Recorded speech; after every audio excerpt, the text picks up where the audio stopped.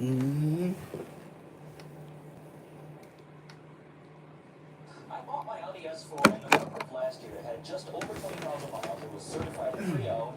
Had a window sticker of just under 60 grand, and I got it for just under 40 grand. Now I've had it for since last November. Probably put just under 6,000 miles on it. Love it. It's been my daily driver, especially during the winter months when the roads are crappy and it's snowy. Been taking it to work and such. When the i8 sits at home, and I love it. It's a great daily driver, great all-around vehicle. Some people had asked about my maintenance costs, kind of ownership costs overall, especially since I just took it in for service. So I thought I would make an update video about this car and kind of just go over the ownership cost of the car so far. So now, regular costs, month to month, are going to be insurance and gas. Insurance for this car in my specific situation right now is just under $200 a month, which is about typical. It's what I expected. And the other aspect is gas. I'll spend probably between $150 to $200 on gas for this car by itself. Again, obviously that would vary depending on how much you drive. I happen to drive a decent amount, commuting to work, going around to hang out with friends and other stuff. So I'll put a decent amount of miles. I'll fill up every 3 to 4 days. I will admit I do not drive in the most fuel efficient manner, but this car also is not the most efficient. I'm averaging probably right around 20 mpg. On highway stints, it'll get between mid to upper 20s maybe. So again, yeah, I fill it up pretty frequently, but it's all dependent on how you drive and how much you drive for that specific aspect of cost. And now I'm in a really weird situation where my exotic car gets way better fuel economy than my practical daily driver, which is amusing. So then the third part is maintenance, your service costs. I just ticked over my 25,000 mile service interval. So Audi has these predetermined recommended service intervals. They start at 5,000 miles and then go at 10,000 mile increments. They have different degrees of how thorough they are, the amount of things they include. So 25,000 miles is actually a small-ish service. It pretty much amounts to a oil change. They top up the fluids, do a full inspection, and a tire rotation. Stop to the red light right now. So this right here was the service. Here is actually the piece of paper that kind of covers all the different service intervals. I will go over that in a second. When you have service, you have pretty much three options. One, you get a do-it-yourself, especially with an oil change when it's more simple. You can do it yourself. The second one is take it to dealership, and the third one is going to be find an independent mechanic, whether you have a friend who owns a shop or you have a trusted independent mechanic, so you can take it to them. So obviously do-it-yourself is going to be the most inexpensive, and then mechanic next, and then dealership will cost the most.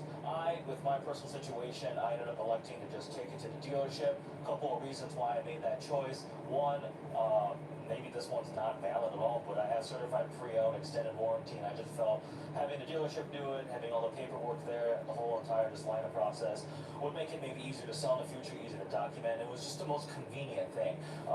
In my current situation, doing it myself was not an option. And then mechanic, it was just personal preference. It was easier just to go drop it off at the dealership. They would do it, and I was on my way. Yes, it did cost a little bit more, but a peace of mind, I opted to pay for it.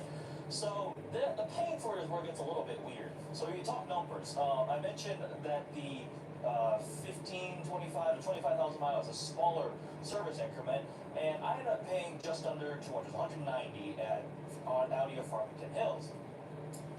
I called around to all the local Audi dealerships and asked them, A, what does your 25,000 mile service include? B, how much do you charge? And the difference was quite staggering from the answers that I got. Some dealerships, this was actually the most inexpensive one, they wanted 180. I was like, okay, this just seems a lot for an oil change, but okay. Includes other things. But I mean, some wanted 240. The highest I heard was like 350 for what? I was like, and then the things they told me, some included the clean the brake fluid at a 25,000 mile increment. Some didn't. Some would include a tire rotation, some wouldn't. Maybe they didn't mention it to me, but I was rather confused at the fact that there was a lot of inconsistency between the pricing by a lot. I mean, 350 is a lot more than 200. And then what they included. So I finally got this piece of paper which kind of outlined what the cost would be for all the different service increments. I did learn that 35,000 miles is quite expensive. But also something good about this is for 35,000 25,000 miles for all the Audi vehicles is going to be $1,000 for the service, which is a lot more extensive. It includes, let's see what I remember from that.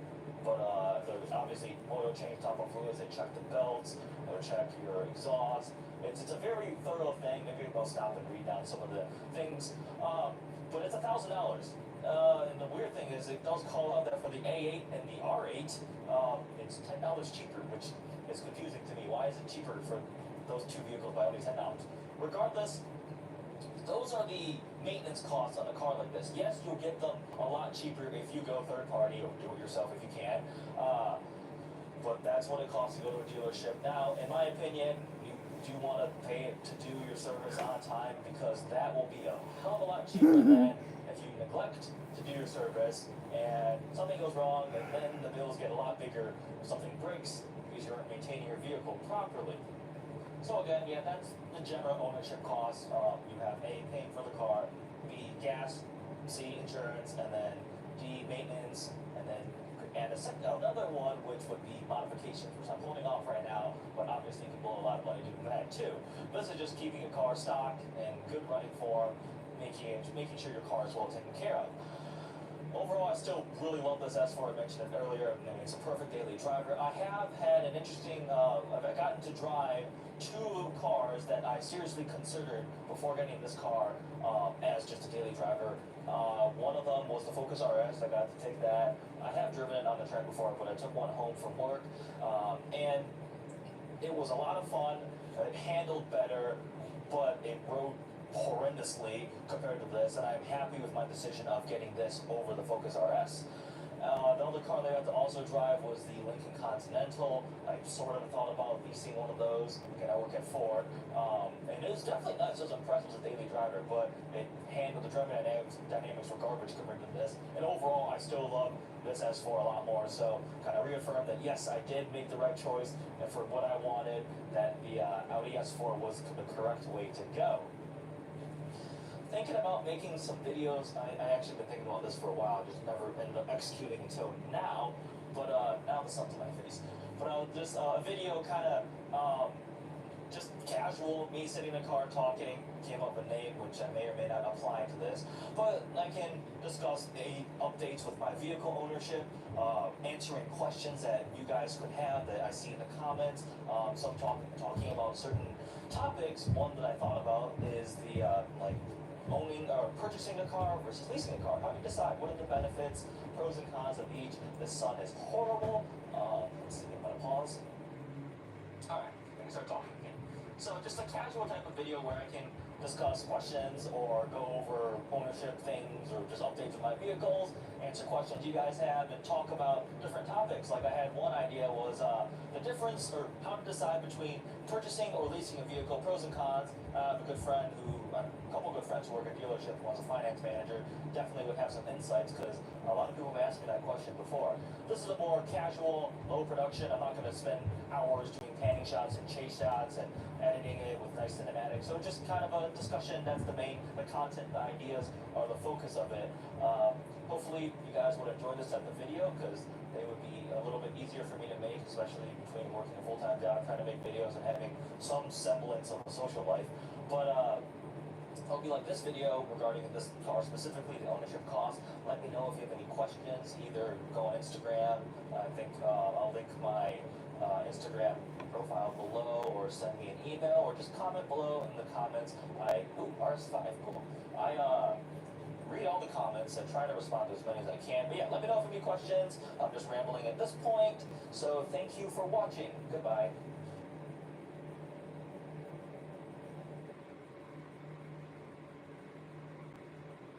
Pizza! You dropped my dishes! Don't worry, they've got new John Power suds. It traps, locks, and removes 99% of grease, so it doesn't get passed from dish to dish. Clean and stacked. Like ducks in a row, new John Power suds.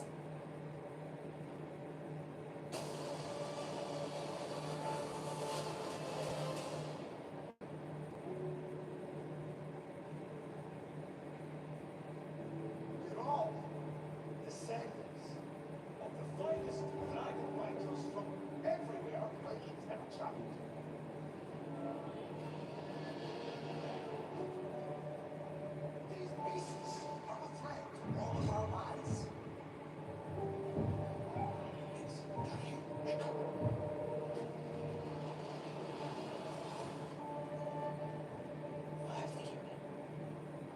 because I'm working.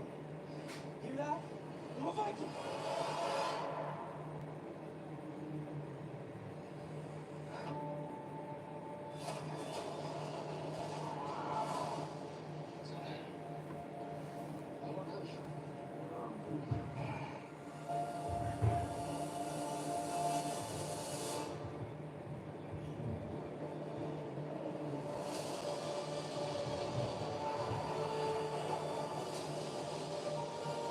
Maybe they're not as bad as we think they are. In case you forgot, our parents' war is about to become ours. Figure out which side you're on.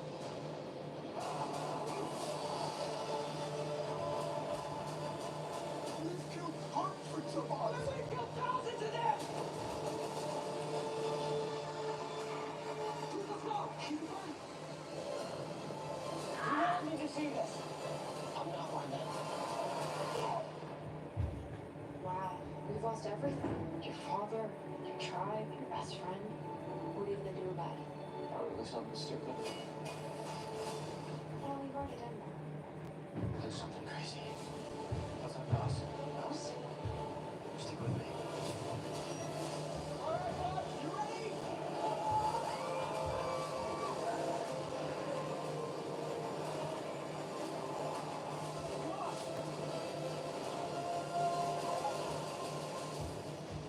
Here it comes! A terrible terror! It's like the size of my.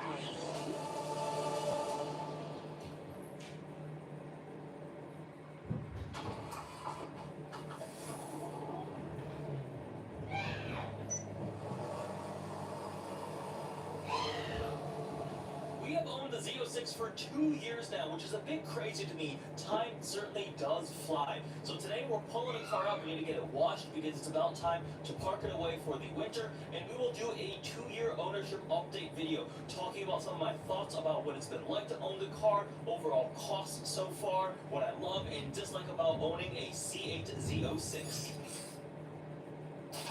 So what has it been like to own the Z06? As I have gone on extensively in all of my previous videos involving this car, it's been fantastic. I do absolutely love this car. It delivers the drama and excitement at all moments, whether you're driving around normally, whether you're on the track, on a fun back road, doing highway blast, revving this thing out to red line. It's just an exciting car. And it is what made me become a Corvette owner. Prior to this, I always thought Corvettes were cool. I respected it as an iconic American sports car. C6, Z06, ZR1, Grand Sports, the C7, Z06, ZR1. They were cool, but they weren't for me. They didn't speak to me in a way because I want to buy one of these cars. The C7, Z06 was stupendously quick. The ZR1 was badass, but I never saw myself buying one. But when it went mid-engine, and then when it introduced this, it wasn't just the mid-engine, it was mid-engine plus the flat plane crank V8 that had me entirely sold on the car. As soon as I had a ride-along and 2 pre-production cars, passenger seat with some of the development engineers, I got out of these camouflage cars and was like, when it's time, the order banks are open, let me know what I need to do to buy one of these. And I went through with it. I hounded the Corvette team, I begged them at every turn, like, I want to own one, I want one of these cars. This is such a ridiculous machine. And ended up getting this car back in 2022, December of 22. It's a 23 model year. This is, I got very lucky, a very early allocation. This is VIN number 38 that came off the line. So super early build, and I got to configure it the way I wanted. I spec'd this car exactly how I wanted it. That being said, it did come in a little bit higher of a price than I originally expected. So I went with 3LZ Z07 pack with the carbon aero. I did not do carbon fiber wheels because I knew I was going to get aftermarket wheels at some point. And I had a car with carbon wheels from the factory, my Shelby GT350R. I never drove on the carbon fiber wheels. But I got to do the color, all the things, got my cool little plaque here for museum delivery. It's been a very, very enjoyable experience owning this Z06. I love it. I love it so much, and I always tell people, I cannot give a car a higher compliment, a higher endorsement than spending my own money on it. A lot of these cars I get to drive are press car demos, or a friend lets me drive it over a dealership, right? And I get to experience a huge range of cars, and I am absolutely very spoiled, right? I've gotten to spend a week with the E-Ray, I get an Escalade V, I get BMWs, I get a lot of different cars. But for me to spend my money on it, that means I really love it. And the second thing is, for me to sell two other cars that I also really, really like and keep this one is another really high endorsement. So for those who may not be familiar, last year I had a Shelby GT350R, love that car, a Audi R8 RWS, the V10 rear-wheel drive Gen 2, and this car. And I ended up selling the Shelby, which I regret, and the R8, which I don't regret, and keeping this car. Because to me, it was the most special. It checks all the boxes you would want of a sports car, supercar in this segment and price range. Let's take a quick break from the video to talk about today's video sponsor, Quad Lock. They have a full ecosystem of products to keep your phone securely and conveniently mounted in all sorts of situations. Whether you're in the car, on a bike, off-road, or at your desk, I have the MagSafe case on my iPhone. It supports wireless charging. When I get back to my desk at home, I simply just stick it to the wireless charger, or you can mount it in your vehicle in all sorts of different ways. So the mechanism is really secure. I'm going to demonstrate it here on this selfie stick. You line up the tabs on the back, and then you just simply twist it, and it makes this really satisfying clicking sound. So you know it's locked into place. The cases are also really protective. I've dropped my phone a couple times recently, and it is totally fine. You can also customize it. I've got the blue ring here on the back. They also have action camera mounts, which is what I use to mount my GoPros when I'm filming in the car. Whether it's inside the car on the windshield or putting a camera on the rear bumper to get exhaust clips. So we'll insert a epic Z06 exhaust sound clipper right now.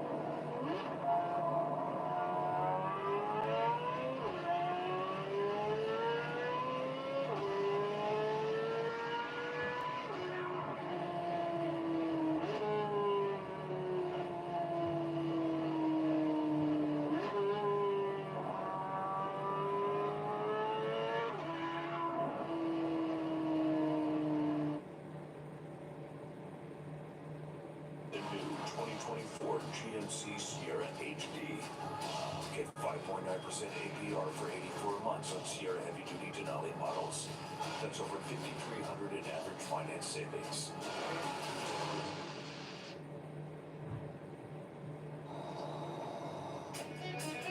It starts in darkness. And then suddenly, out of the darkness, energy. Eggs grind, milk froth, shots pulled, espresso, shaking it, 10 times, no more, no less. This is the story of coffee and company. This Starbucks you love is ready. Pour again. When you're in the car, you have all sorts of different options to mount your phone, whether it's a air vent mount, you have a suction cup mount, and they have more permanent adhesive mounts to put your phone in the vehicle. Use my link below. It will apply a 10% discount code EDDIEX10 for 10% off your Quad Lock order. Now back to the Z06 video. Really special engine. Absolutely. The LT6 is a marvel. It's an engine that I did not expect Chevy to do. When obviously, after they launched the Stingray, we're like, we'll get a Z06 or the Z01 and so forth. I was like, they'll probably maybe boost the LT2, right, the 6.2 V8, or I did not expect them to develop a naturally aspirated flat plane crank V8 benchmarking the Ferrari 458 cars that are 2 to 3 times the price point. This thing revs to well over 8,000 RPM. It's the most powerful, naturally aspirated V8 ever. It beats the SLS Black Series, which held the record for most powerful production NA V8. And the SLS Black Series is also a ridiculous car that costs a lot of money. I love that thing too. So like, this is just a special engine. The noises, the way it delivers power, the capability. I love that engine.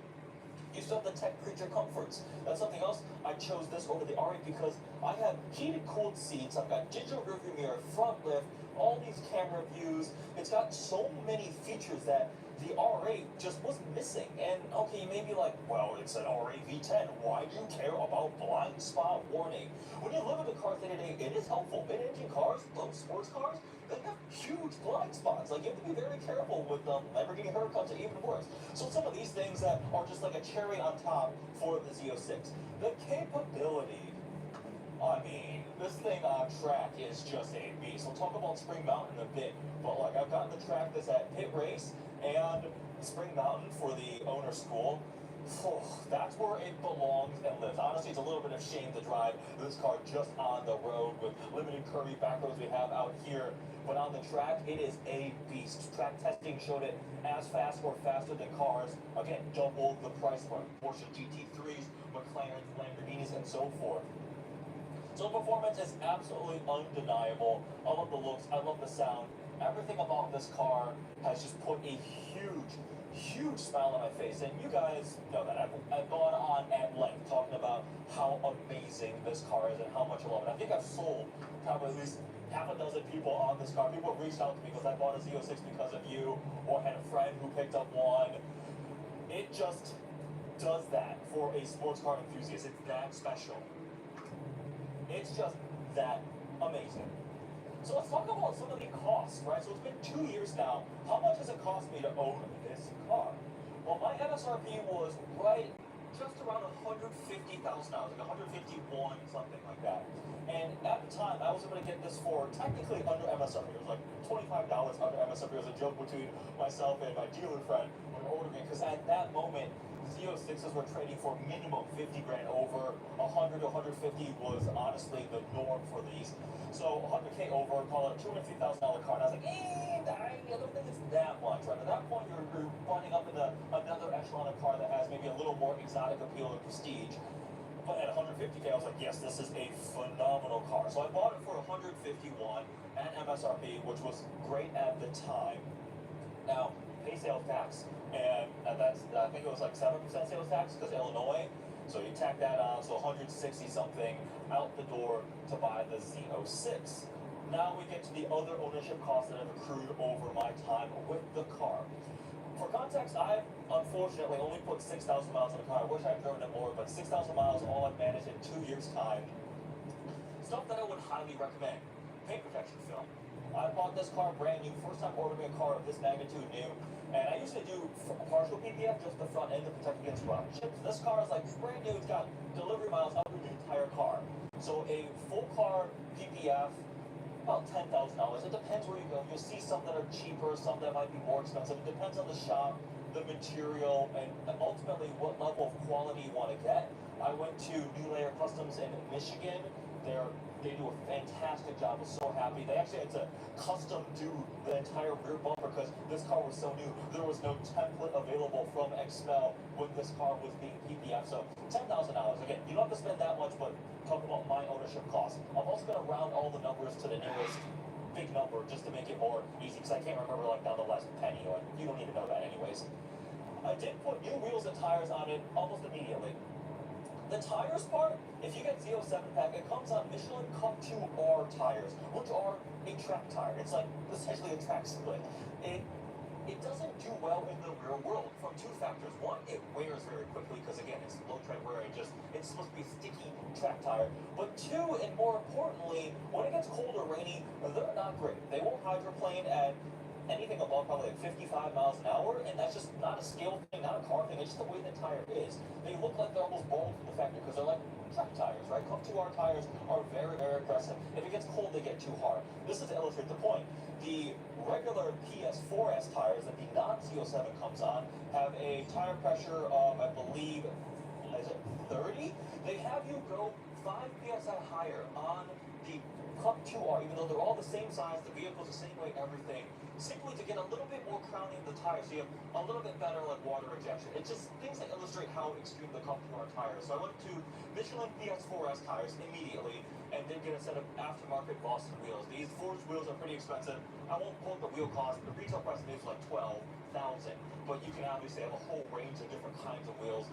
So that is an optional cost. I could have run PS4S tires on my stock wheels, but PS4S tires cheaper than Cup 2 are, still expensive. They're 345s out back, 21 inch. So they're like $600-700 per tire. So full set tires was I think $2,500. That's just reality, right? It's going to be expensive to put tires on this kind of car. That is absolutely the reality. I did have a nail in the, I think the passenger side rear tire, and luckily I purchased through Tire Rack and they had the road hazard thing, so I sent the pictures, I purchased a new one and did get that reimbursed up to an extent though, because like installation costs I think I had to cover, and there was like a delta in price. They'll reimburse you from what you bought the tire at, but the tire had gone up in price, so a little bit out of pocket, but better than buying an all new PS4S, because that would have been $700, so it was already like, oh my gosh.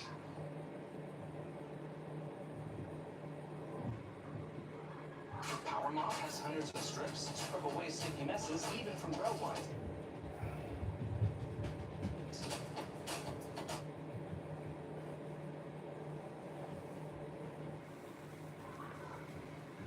Listen, bumps. Get irritation defense for your pubic area. Venus for pubic hair and skin. EPF, I did put wheels on it, paid for sales tax, maintenance. So 2 years, 6,000 miles. That's not that many miles. I know people who have put 20,000 plus miles on their Z06s already. I did an oil change after the first year, which Chevy covers, so they'll cover your first service. And the one just recently was oil change, and I did the transmission fluid flush and the transmission filter. Oil change, I was able to get it for under $200, so around the $200 for a full synthetic oil change, and the trans filter and fluid was $440, but I've seen that number reported at a much wider range. Some people are in the, again, $400-ish range. I think I'm on the bottom end in terms of the price I got. Some people have been quoted $600-700, so that seems to vary from dealer to dealer, so that may be something you want to shop around, but the proper way to do that, which is not the way I did it, dumb Eddie here, you should pay for the first service out of pocket and then use the one that Chevy will cover to do the oil change and transmission fluid service combined, because then Chevrolet will cover it for you. So I believe that's the smart way to do it. I did not do it that way. So there's costs of maintenance. So that's it. I haven't had anything additional cost in terms of maintenance. Brakes are still fine. I have carbon ceramic brakes on it. That should last, knock on leather / carbon fiber, quite a long time. Now, the true out-of-pocket cost for me actually ended up being zero because when the Z06 first came out, remember I was talking about that crazy markup and market condition? People were buying these to flip, and in an effort to try to curb that, Chevrolet employed a stick and carrot approach. The stick was, if you sell the car before 6 months and flip it for a profit, A, the car will not have a warranty anymore. B, you're never going to be allowed to get a special GM vehicle again, whether it's a Hummer, a Corvette, a ZR1, a Cadillac Blackwing. So that was supposed to be a punishment side. The carrot, the reward side, was you keep the car for 6 months, you get 500,000 General Motors reward points, the GM reward points. So I got 500,000 points, which is worth like $5,000. You can use that on service, accessories. You can put it towards the purchase of another car, extended service plans, and so forth. So I use those to pay for service, and then you get miscellaneous other points too for doing service. So it's interesting. You spend points to pay for the service, but I got a little bit of it back because I did service at a dealership. I may spend the rest of my points. I still have 480,000 left for either extending the warranty. I might do that because I plan on keeping this car long term. Or if I were to buy another car, if I wanted to buy a Cadillac Blackwing, I could apply those points there. Now, I realize I'm very lucky that I got that early on because I don't think they continue that for the 24 or 25 model years. It was a first model year thing. But the flip side of that is the fact that it's because prices have come back down to normal. You can get a Z06 now. We don't have the crazy constraint. We don't have people flipping up for a profit anymore. So GM doesn't need to employ that approach anymore. So therefore, yeah, you're not getting the points because you can get $5,000 off MSRP without a problem these days. So those are some of the ownership costs I have faced so far. The big one, which I can already see people talking about, is all depreciation. That's the reality of owning most cars. Very rarely do you have a car that will make you money. Market conditions did create this artificial bubble for a little bit where you could just like buy anything and make money on it. It was like insane. I was like, there's no way that's sustainable. It's actually true of this car. And when I got the car earlier, I probably could have flipped it for $100,000. But that wasn't worth it to me. I wanted to keep this car and enjoy it. I got it because, as an enthusiast, I wanted to own this car. I had no interest in selling it whatsoever. On the flip side, now that we're 2 years later, depreciation is absolutely a thing. I've wanted to trade this car in, straight dealer trade-in, probably cost me, I don't know, 10, 15 grand minimum. But I plan on keeping the car, and if you're never going to sell it, what does the value really matter? I mean, it's good to have some value in the car, right? I don't want to see depreciation go $100,000 and go, it might still happen, but I want to keep the car. You can get Z06s for MSRP or under now all day long, no problem. Constraints seem to be uplifted. You can get Z07 pack.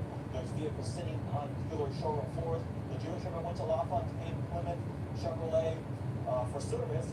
They had a Z06 ground 3LZ convertible 145 sticker. They're willing to sell it for like $7,000 to $9,000 under MSRP. Fantastic deal. Oh my gosh, if you're considering one of these, or you wanted to get one when they first came out, do it. So, if I were to sell the car, trade it in, that would be considered a cost, right? I always look at overall length of owning the car. How much can you afford to buy? How much can you afford to lose? Because if you buy the car for $150, you sell it for $150, free car. Right? Other maintenance stuff included.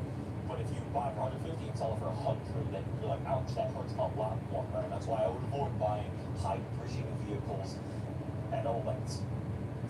So that's, I think, all the main costs. The other things that I spent money on this car were totally voluntary. It was a little bit of a bargain. The first year of owning this car, I spent, actually, it got shipped more miles in a truck than I drove it. That was a little bit embarrassing. It's because I took delivery in December. We're in December now, right? This is probably my last drive of the year. It's winter. It's going to go in the garage.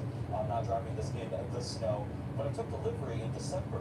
And I was like, oh, I need to get this car through break-in and do some content with it, right? Because I got such an early car, I can't do that in Michigan. I was living in Chicago at the time. So I took delivery at Bowling Green, and then I shipped the car to Detroit to get PPF at New Layer. And then from Detroit, it got shipped straight to LA, California. So I never actually saw the car. I took delivery. I was in Chicago this whole time.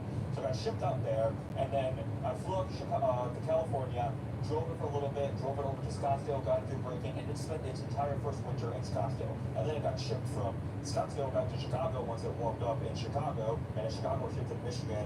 So it wasn't a truck a lot, right? And that costs money, right? But that's fully my thing. I don't send the car to Arizona every winter for it to, it's not like a snowbird car, right? I can't afford that. That was a one-time thing that was unique to my situation. Otherwise, I'll get back my carbon fiber. It's good. New car. I mean, again, not that many miles. I haven't worn 3 tires yet. PPF is still fine, and service has been very reasonably cost. You buy a McLaren, a Lamborghini, or whatever, Ferrari, your service cost, actually not Ferrari, because they haven't included, but a lot of those other supercars, higher-end cars, they're going to cost a lot to service every year. So there we go. We've covered what it's been like. Amazing. The ownership costs.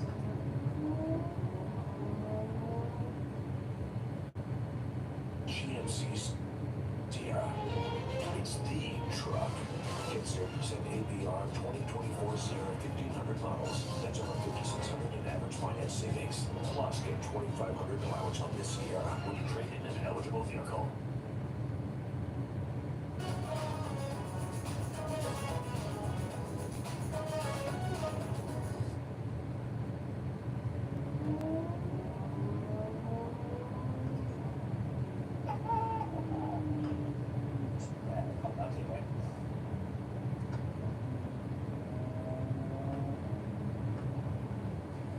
Some of the pros, the things I absolutely love. So let's talk about some of the things that maybe aren't less than ideal that you may want to consider in your mind if you're thinking about buying and owning a Z06. The interior is nice, the materials are great, the tech is great, all these features that I really like, but the one thing I will say drawback is a little bit on the more cramped feeling side, right? I'm a bigger guy, I'm 6'3", 200 something pounds, and the space of the cabin does not feel quite as open as something like a Audi R8. My R8 felt a little bit more open. I had the partial shelf behind the seat, so it seemed like a little more spacious of a vehicle. Porsche 911, you go for like a 991 or 992 Turbo S, GT3. The packaging on the inside feels much more open. A little bit is the Great Wall of Corvette buttons, the seating position, and just the way the consoles sit and everything. It's not quite as open and large feeling of an interior vehicle. But that being set at 6'3". If I was 6'5", probably I would still fit in this, which is a heck of a lot better than a Lamborghini Huracan. I don't fit very comfortably in the Huracan. I'm kind of lean my seat all the way back. The efficiency is pretty abysmal. I feel petty complaining about that, but it's a reality that you should know. I average between 12 to 14 mpg on most drives. If you start going hard, it's going to be obviously way worse than that. But even in the best case scenario, being as efficient as possible on the freeway, 75, 77 miles an hour, cruise control sitting there, I never saw over like 18 to 19 mpg. Now, gearing and the big wing are definitely factors there. With the Z07 pack, it actively lowers your fuel economy ratings along with your top speed, because this is supposed to be the handling track pack for taking turns, right? But it's just something to know. There's not very big fuel tank, so I'm at the gas station a lot, but miles per gallon are what matters. Ultimately, if you are worried about the fuel economy buying this car, maybe you should not E-Ray, but it's not, okay, that should be the primary concern. It is more harsh and aggressive fueling than a Stingray or the E-Ray. That's part of the racy fuel, and you have to want that. I have a lot of people asking me, Z06 or E-Ray, what would you do? Z06 or E-Ray, how do they compare? I was actually just speaking to somebody about it. He ended up going for the Z06. I talked him into Z06 over to E-Ray. E-Ray is great touring, daily drivable supercar feel. This is track focused in a hard edge feel. Totally different to spare. I don't really like trying to cross shop them because it's totally different. It's kind of like, I always make the analogy, 911 Turbo S or the GT3. Very, very different feels. The reality is a lot of times people are shopping for those, they buy both, right? Most clients are rich, so they go, yeah, I'll take a Turbo S for day-to-day, and I'll take a GT3 for the track. If you can't do that, you gotta look at your use case. All when you're tracking the car, what do you enjoy about a sports car? Is it gonna be your daily driver? If it's a daily driver Z06, just be aware that it may be a little more harsh. The rods, the noises, the feel. The E-Ray is a beast of a car, and it's stupendously torquey. Real road-wise, it's crazy quick. It's comfortable, a little more quiet and more settled, right? Just like the Stingray, that it's more closely related to with the same LT2. So that's kind of another maybe slight downside, or more just reality that you need to be aware of with the Z06. We already talked about depreciation. That's just a fact. I don't really view that as a downside per se, and nobody should have gone into buying this car thinking it was going to stay at $180,000 to $250,000 for the rest of its life, right? That's just not a thing, right? There was always going to be a ZR1, which has been announced, rumors of a Zora, and we'll eventually get to the C9 generation, right? Just like the previous years. Only the really, really rare ones will barely go up. Typically the ZR1 models, because they're the top of the pile. The C6 ZR1, the C7 ZR1, and then you go way historical events. So, I knew that going into this car, so don't try to buy one these days to make money. But again, flip side, you can get one for a nice discount off of MSRP, whether new or used. And I miss driving this car. It's been a couple weeks traveling, and this is the last time I'll probably drive it this year, which is always sad.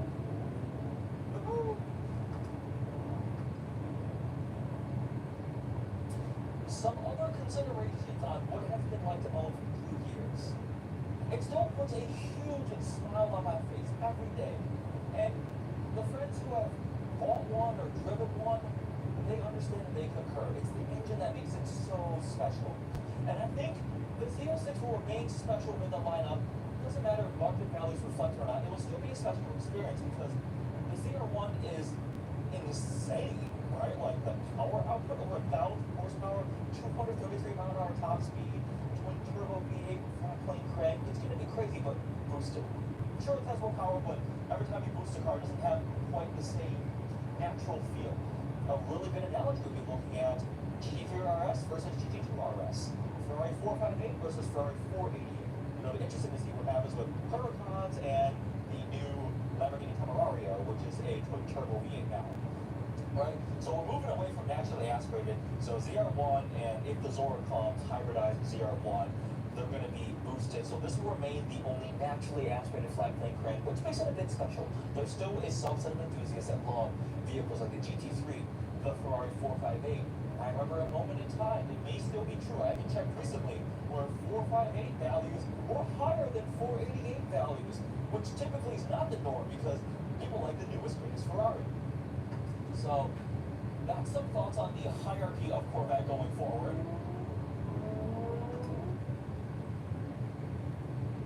Remember, these Reese's Big Cups have a layer of chocolate lava, not lava. That stuff looks delicious, buddy! Lava! It looks just a little taste. Don't be lava. Eat new Reese's Chocolate Lava Big Cups.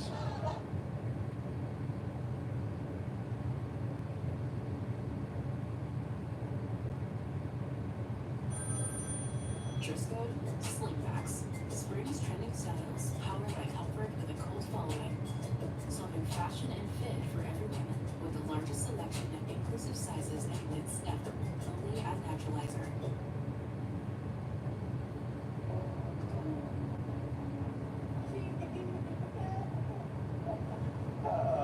Yes. My personal plans on my Z06, keep it. I want to keep this car as long as I possibly can. And I understand that can be a little bit of a naive statement. I told myself my Shelby GT350R was going to be a forever car. I ended up not driving it much, so I sold it, and I deeply regret that. So I don't want to do that with this car. Even if I'm not driving as much as I wish I could, I'm going to keep it. It's the first time I was able to order a car of this magnitude brand new. This is built to my spec, my configuration. My R8s were used, or not, yeah, they were used cars. The Shelby was a used car. I lost through it too. The Audi RS7 and so forth. Those were all used cars, which meant I got to buy them for a lot cheaper than MSRP. But this is special because it's mine. It's for me. The experience is truly special. I can say that with full confidence. I have a friend who has a P1, low power GTR, and he still likes his Z06 too, right? Like, that's pretty high praise. All right, my friend John, Huracan Serato, he's had GT3 RS, GT Black Series, he just got his Z06, and he's like, this is pretty awesome too.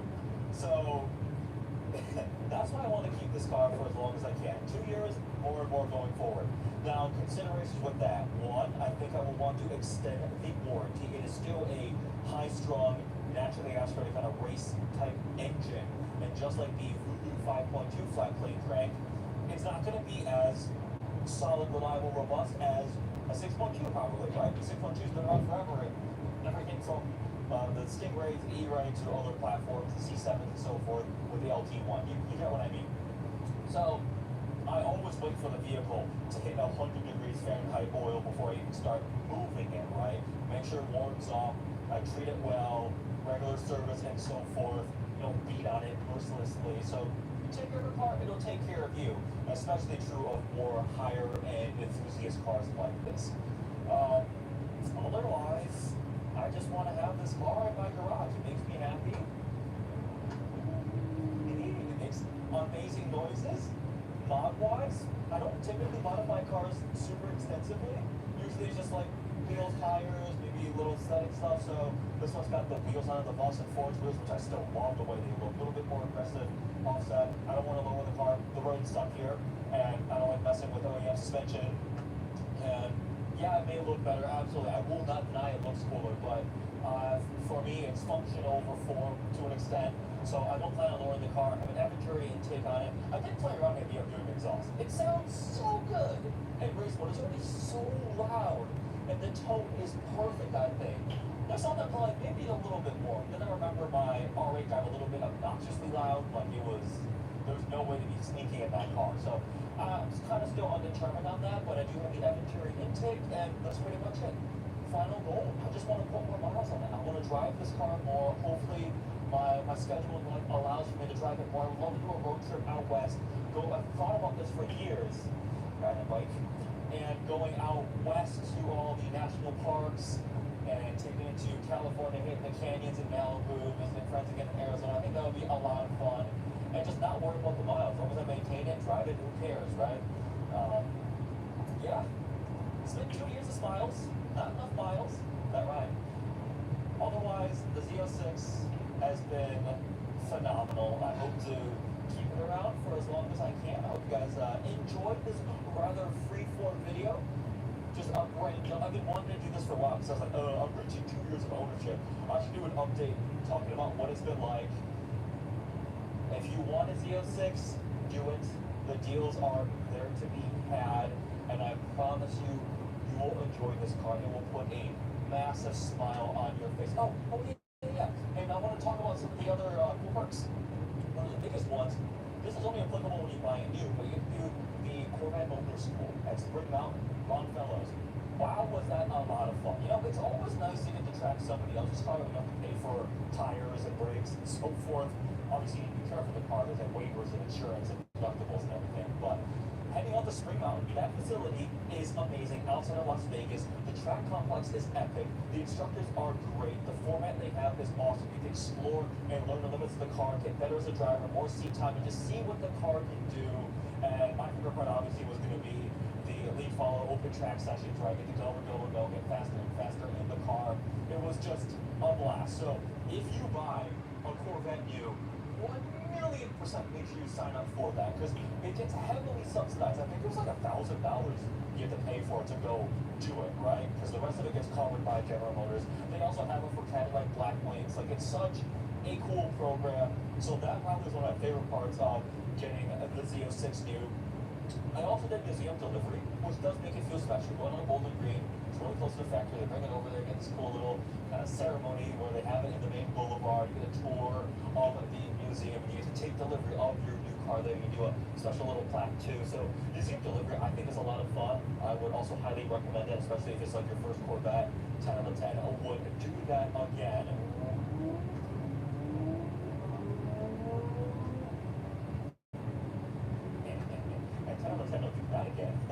So I want to keep this car, plan around the maybe trying to get a ZR1, but I would not replace this with the ZR1.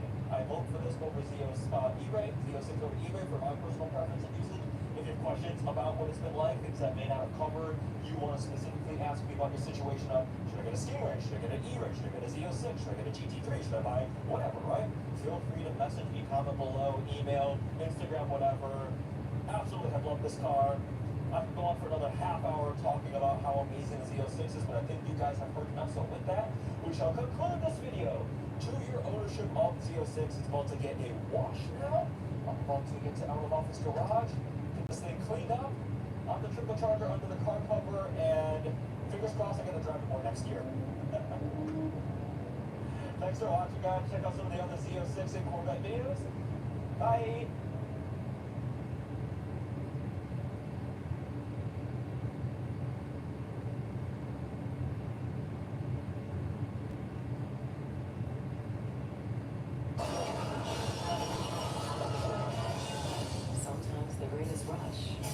Goes on, it's not rushing at all.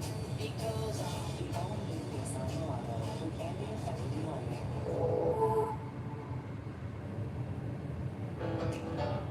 90% of DePaul University grads report positive career outcomes. So no matter which path you choose, DePaul is the place to pursue your future. Choose DePaul.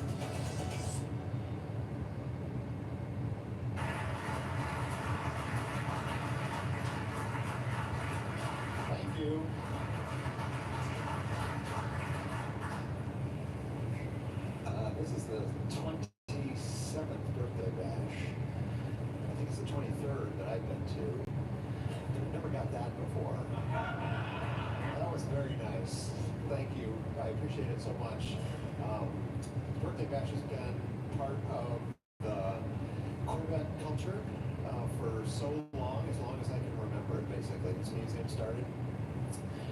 People started coming down, started talking to customers. It grew into this annual event, and it's become kind of ingrained. We have so many people. You see how many people we out here from both Michigan and from Kentucky, just loving to see everybody come in. We love to showcase the new stuff, and just love talking to customers. It's just great, and the welcome I've gotten here personally has been just awesome. So I have to thank you guys for coming. And to top it off with the Hall of Fame induction, it's been a miraculous week. Basically a week ago, I announced that I was retiring, and the outpouring of love and affection and appreciation has been just amazing. If I'd known it had been such a big deal, I wouldn't have done it. I already signed the papers. Anyway, we've been doing this so long. We do this presentation from the program team. I have Josh and Harlan with me. And you guys could probably do the presentations, I think, by now, because they follow pretty much the same format. But we're going to go through it anyway. And we'll try to leave some time for Q&A here at the end. So there's nothing I like better than going through the appreciation that we get from kind of the world at large. We live in a bubble kind of in Michigan or Kentucky, and so when we can finally show products that we had worked on 4 years ago, show products that we worked on 4 years ago, and probably share them with everybody, then we finally get the feedback. I tell people who want to come to the auto industry, it's not for impatient people. It's not quick gratification. It's delayed gratification. You work on something 4 years, and then you finally get to put it out there. And so it's like earning a bachelor's degree, and you don't get a report card till the very end. You do 4 years of work, and then your report card comes when you show the car. So it's nice that we get on Corvette to do something new almost every year. So almost always have something fun to talk about, and it's been such a ride on the C8 between revealing it and bringing it out and doing this all during the pandemic and strike and everything else that was happening. It's been a work, but it's been a labor of love, and the Stingray and the Z06 and the E-Ray, just, they're great sharing with you. So hold the ZR1 questions to the end, please. Anyway, is this going to work? We did our usual level of preparation for this presentation, which means none. Harlan puts it together, and then we spend a few minutes over lunch saying which slides are you going to cover, which slides are you going to cover. So we'll muddle through this the best we can. So one of the things we love doing the most, you guys know this, we love patting ourselves on the back. You guys come and tell us how much you like the car, but we love it when we have third-party media out there assessing the car. And then things like this, Consumer Reports, they do a survey, they get basically unfiltered information back from customers, and they ask the question, if you had to do it all over again, would you definitely buy or lease the same model? And the car that's number one in the entire North American market, this U.S. market, is the Chevy Corvette. 93% would buy it again. And I like to say the other 7%, they're waiting for their Z06. They're waiting for their E-Ray. It's the only reason they're not going to rebuy the car they have is because it's Stingray, and they want to buy something that's harder to get. Anyway, you see these other vehicles up there at 80%, but nobody else is in the 90s. So this is J.D. Power, residual value. It's pretty easy to win a residual value award when you can sell your car for more than you paid for it as a used vehicle. That's pretty rare to have negative depreciation. And that's kind of coming to an end now that we've produced well over 100,000 cars. We're closing in on producing as many C8s as we produced C7s over the entire, so we are cranking them out over 53,000. Carl will talk about what we did last year, but over 53,000 model year 2023s. So, and we're, believe it or not, right now we're building 300 Z06s a week. So that's a volume above and beyond our aspiration that we can build that many cars, but we're finally taking care of people who've been waiting for their Z06s for so long. Car and Driver, Corvette E-Ray 10 Best. The Car and Driver is a magazine I've been reading since I was 10 years old. So in the 60s, it was amazing for me. I used to read stories by Don Sherman. They used to take manufacturers' cars and just abuse and just do all sorts of crazy stuff. And I got it printed on the magazine. I love to read those articles, and I would basically memorize the magazine front to back. And so for me personally, to have Car and Driver still here and appreciating the work that we do, it's just super fun for me. I idolize them, and now they idolize the car we work on. It's great. So people are doing the long-term testing too. This is Edmunds. They can get a car and they put a whole bunch of miles on it. And the bottom line is that the car is beloved while they have it, and they hate to see it go, and it performs really well, and it's really reliable. You guys know we won JD Power last year. We won our segment, 2 years in a row, I think. Segment winner 3 years in a row, so beating Porsche, you know, their Halo vehicle, the 911, and the Boxster Cayman, beating them year in, year out on quality. It's amazing. I don't have to tell you how great the car is. Don't worry. They appreciate for all the same reasons that you guys do. Z06, like I said, we're building 300 a week. All sorts of awards, still winning awards, which is amazing for a car that's been in market like this. They did a vote here at Motor Trend on the most iconic vehicle in 75 years. Fortunately, we've been around for almost all of those 75 years.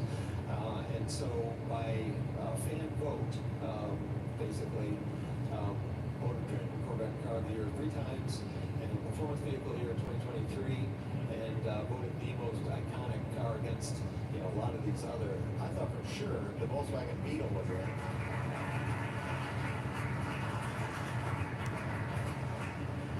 And a lot of that is, you know, due to you guys being part of the Corvette family, promoting the vehicle. I talked to quite a few people today. They're buying their first Corvette. A CA is their first Corvette. So we'd love to see new people coming onto the brand and getting to enjoy what other people have known for a really long time. So I like to just pat myself on the back. I like Harlan to talk about the other stuff, including sales and option penetrations and all that stuff. Harlan?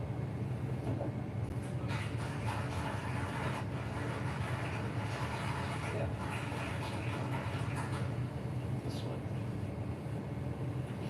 Yeah, I know everybody likes the new colors, but the facts and figures, that's the exciting part of the presentation. You do the awards, I'll do that thing. But anyway, the Corvette, you know, we continue to dominate what we call a luxury sports car segment. 48%, almost half. So basically, in the segment, it's like half the cars are Corvettes and half of them aren't. So thanks to all of you for keeping us #1 on the top. And one of the things, you know, I've been hearing, you know, I've been coming to the museum for a long time, and people always says, what are you guys going to do about the demographics or anything? When we're going to see some younger people coming in, and you see our mean age is down, and we're actually the segment leader in the group under 35 for sports cars. So the new Corvette mid-engine has really changed the story, and we're going to be starting to see, once they probably don't know, some new people, they don't know everything, all this fun stuff we do at the museum and all our events, but we're going to start to see more and more in the future for sure. And then just looking at convertibles, the Corvette convertible is the #1 selling convertible in America for all convertibles.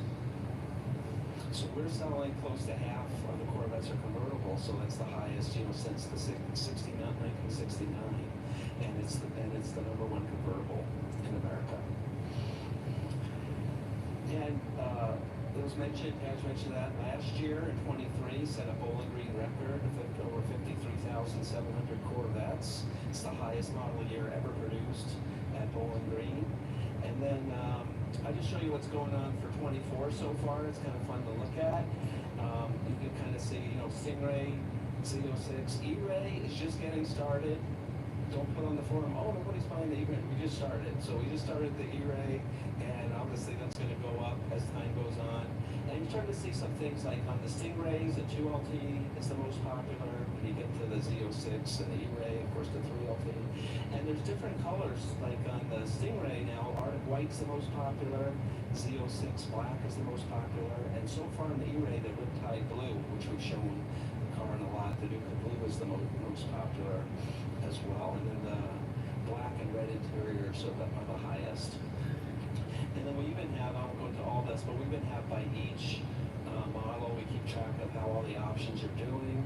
On the Stingray, the black and the carbon flash wheel always do really well.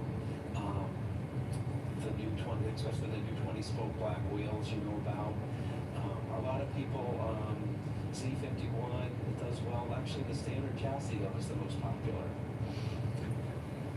On the Z06, the black wheel is the highest runner on the Z06, and we're starting to get a lot more on the Z07, and we'll talk about that for a second, and the carbon fiber options, of course, are doing well. And on the E-Ray, again, just getting started, but so far, the polished wheel, the white polished wheel is doing really well on the E-Ray. Okay, so yeah, I think, is Heidi here? Where's Heidi? Here's Heidi. Heidi's our purchasing extraordinaire on the Corvette team, and through her team and a lot of hard work, we're proud to say that a lot of the constraints we had on some of the options, especially on the carbon fiber, have been lifted. So, and it's hard, you know, the thing that's hard we found, like when you have a constraint, we send that out to the dealers, you guys read it online, and these things are constrained. People learn that pretty quick. It's hard when you take them off for people to learn, oh, it's really available, because you get kind of scared, you know, and then you get kind of the habit, oh, that's going to be hard to get. But now we're happy to say carbon fiber ground effects, the carbon aero package, and the high wing on the Z06, our carbon fiber engine appearance package, and even the engine appearance package on the convertibles are all available.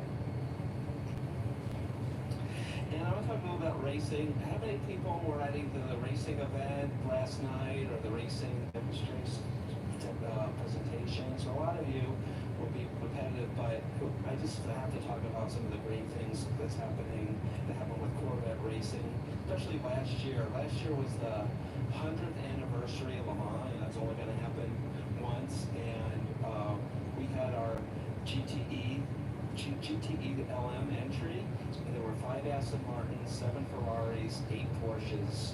They all finished behind the 1 Corvette that we had in that race. We only needed 1. And then above that, we won, I think Doug Feehan talked about this, how proud we are, the WEC World Championship. So again, racing all around the world. And that's a world championship for Corvette. And we start talking about how many world championships can you win? You know, motorsports, you think about Formula One and things like that. So it's the first world championship, not only for Corvette or for Chevrolet or General Motors. It's the first time we've ever had a motorsports world championship, and it's for the Corvette.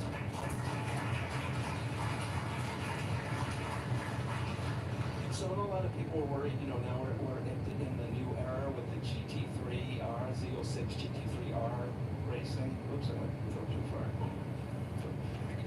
And so the good news of this is, remember last year we had 1 Corvette basically racing in North America and 1 Corvette racing in the world events. Now we have 6 Corvettes, you know, we started the season with. You know, 2 in the GTD Pro class is the ones we're most familiar with. We have the GT Daytona class, and then we have the 2 TF Sporter running in the WEC. And again, it's been a little bit of a slower start this year, but we're working there. Basically, it's an all-new race car, so it's a little bit of a learning curve, but it's really exciting to know we've got 6 Corvettes now racing around the world, and it's a lot of races to come. So, that's the wrong button. All right, so let's bring Josh up to go through some of the overviews of the 24. Thank you, Harlan. Okay, how many people in here are on a list waiting for an E-Ray? All right, so this next part of the presentation is going to seem just like I'm rubbing it in. I can tell you, Ray mentioned it earlier. People have asked, is E-Ray build going the way you thought it would? And the answer is yes. It's going the way we thought it would. We warned, cautioned people to be patient. With the launch of the E-Ray, we demonstrated that with Z06. You can see how many we're building today. So we will get there with E-Ray. Just is somebody trying to hurry me up? Anyway, here's a video just to warm it up a little. Define nature. It's what defines the all-new 2024 Corvette E-Ray. The quickest Corvette ever. With 0 to 60 in 2.5 seconds. An electrifying all-wheel drive that handles all 4 seasons. With a 6.2-liter V8 plus an electric drive motor to power the front wheels for unparalleled traction.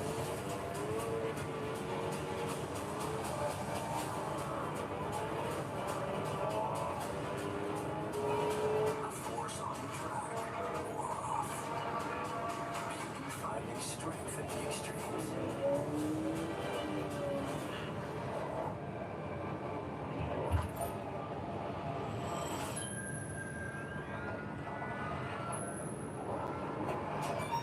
It's 70 years in the making. The next chapter of Corvette. A supercar of contrasts. It's everything you never expected. One like none.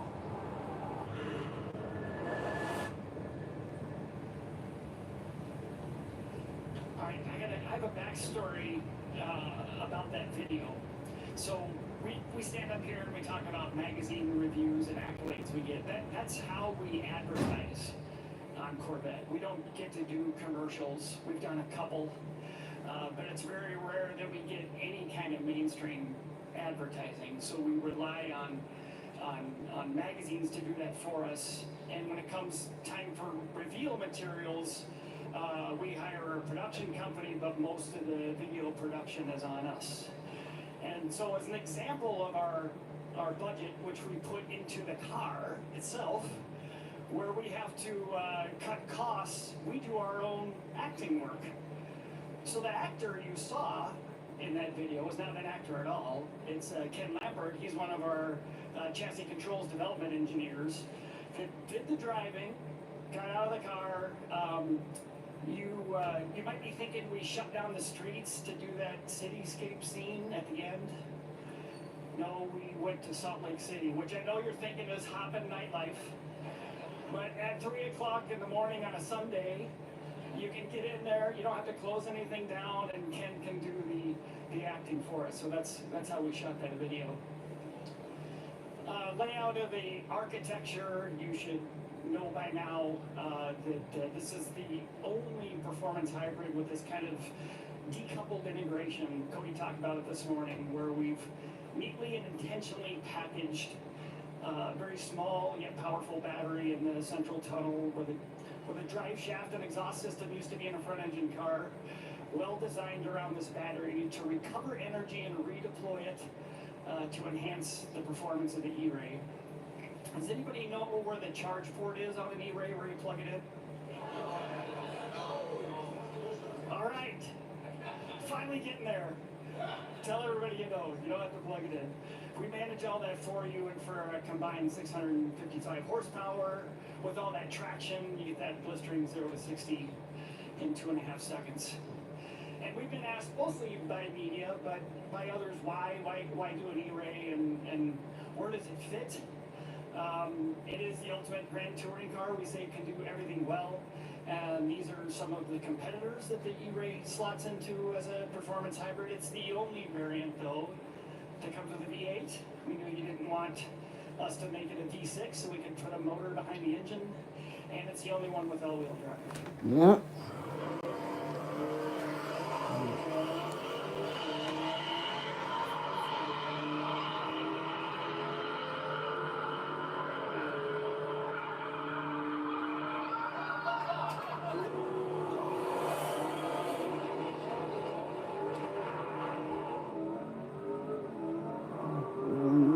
Back in check.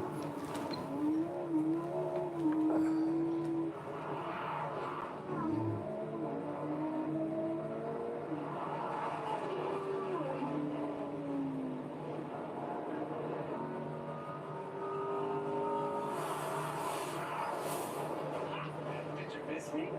That is a 10-4, which means the E-Ray beat the Italian supercars. That's pretty awesome. We did not designed the E-Ray. No Corvette is really intended to be a drag car. That's not what it's about. It's a sports car. But drag strip work is something many of us can do. It doesn't take a ton of skill other than remember to go when the light turns green. And the E-Ray is the ultimate bracket racing car. It's super consistent, super quick.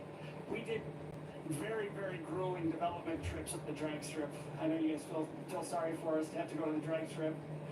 I got to go on one of the trips, and I was talking to the starter, that runs the tree at the line. He works for the track. He wasn't one of our people. He's part of the track rental fee. Obviously, he's seen a lot of quick cars.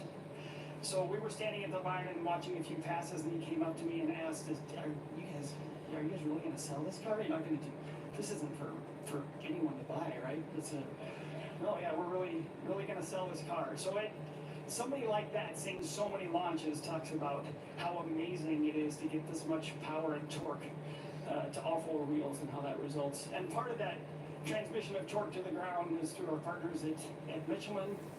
I saw Lee and Jeff and some others here in the all-season tire that comes standard on the Stingray, widest all-season tire that was ever done. Cody talked about its capability, and you saw in the video this morning. I got more of that, but it just goes to our mission for E-Ray, which was to be this do everything, do anything at any time, all capability, all Grand Touring, ultimate Corvette.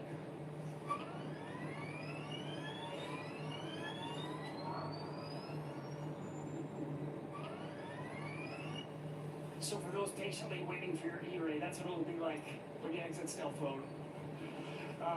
It's a pretty cool feature. Neighborhood exit, you've heard us talk a lot about. I know many of us that got lucky enough to drive the E-Ray for a while, our neighbors appreciated that after we spent some time in a Z06. Sorry about that. My garage door backs right up to my neighbor's master bedroom. So I got where I was starting the car with the garage door closed. I don't know if that was any better. Then the garage door is just a big drum, but he definitely appreciated the E-Ray. So this is where I get to rub it in even more and tell you about what we've let other people experience the car and think about it. But it's not just us bragging about what the E-Ray can do. It really is a testament to the technology we've put into it and getting accolades from real automotive journalists, automotive publications that were skeptical, at first skeptical of our ability to even do a mid-engine car and do it well, then even more skeptical of our ability to do a car like an E-Ray, where we've integrated this energy recovery system and enhanced its performance. Car and driver, E-Ray is wired for speed, shocking amount of supercar for the money. Motor One, E-Ray offers a preview of what's possible. So again, strong accolades from people that have had a chance to drive the car. Jalopnik, there's a lot of good comments in here. Honestly, nothing I'd recommend over the E-Ray. It took 70 years for Corvette to get here, and it was worth the wait. USA Today wonders if E-Ray might be the world's best sports car. Wall Street Journal. So Dan Neal is a very critical journalist. He hasn't been nice to Corvette in the past, but had a glowing review of the E-Ray. With 8th generation, the Corvette went from being a midlife cry for help to a legitimate sports car legend. That's pretty high praise from Dan. And the Drive says that it's the best performance car for 23, the Corvette E-Ray. Motor Week, Driver's Choice Award, Best Performance Car. These go on and on. We cut a bunch out. And here's some of what Cody did. I'll grab it.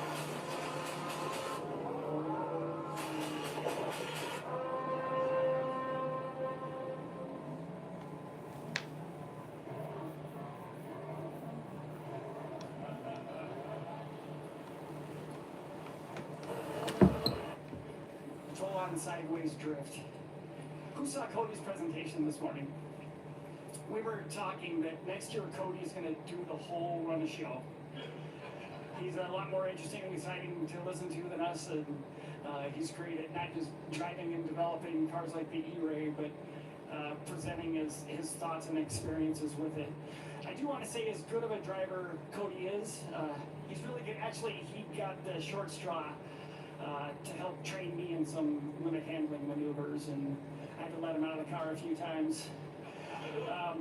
But the E-Ray, when we were putting journalists in it at our press show to let them experience the car, drifting the E-Ray wasn't natural to them, nor is it natural probably to anyone that's got experience with the rear drive, very powerful sports car. It's not intuitive when you're sliding to put even more throttle into the car.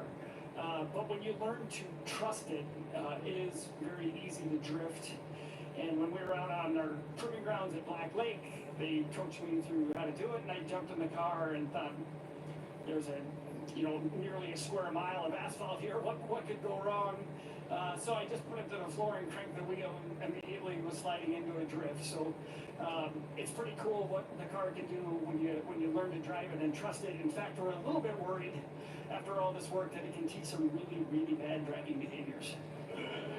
You don't want to come out of an E-Ray and go back into a rear drive car and drive the same way. It's super capable and fun though. So this is a reminder of some of the changes we did for 2024. We put the rear view camera mirror as standard. So that's the camera mounted on the top of the car. It helps you see everything behind you.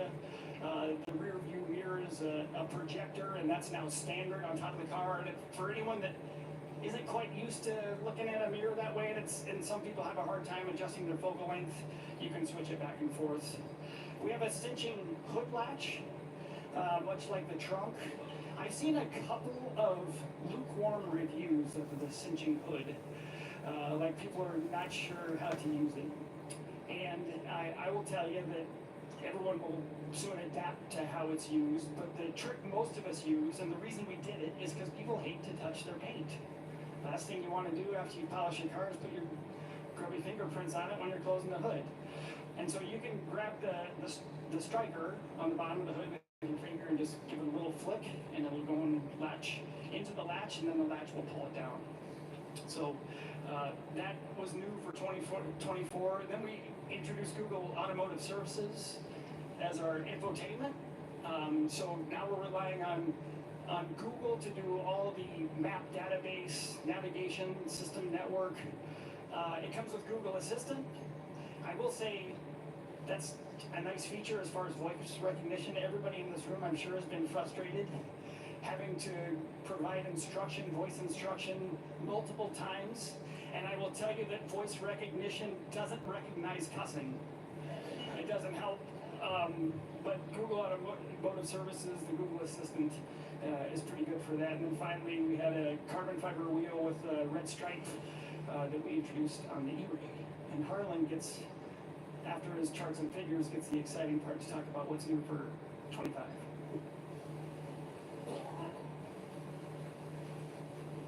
Oh, I forgot. What? The safety features. Yeah, yeah.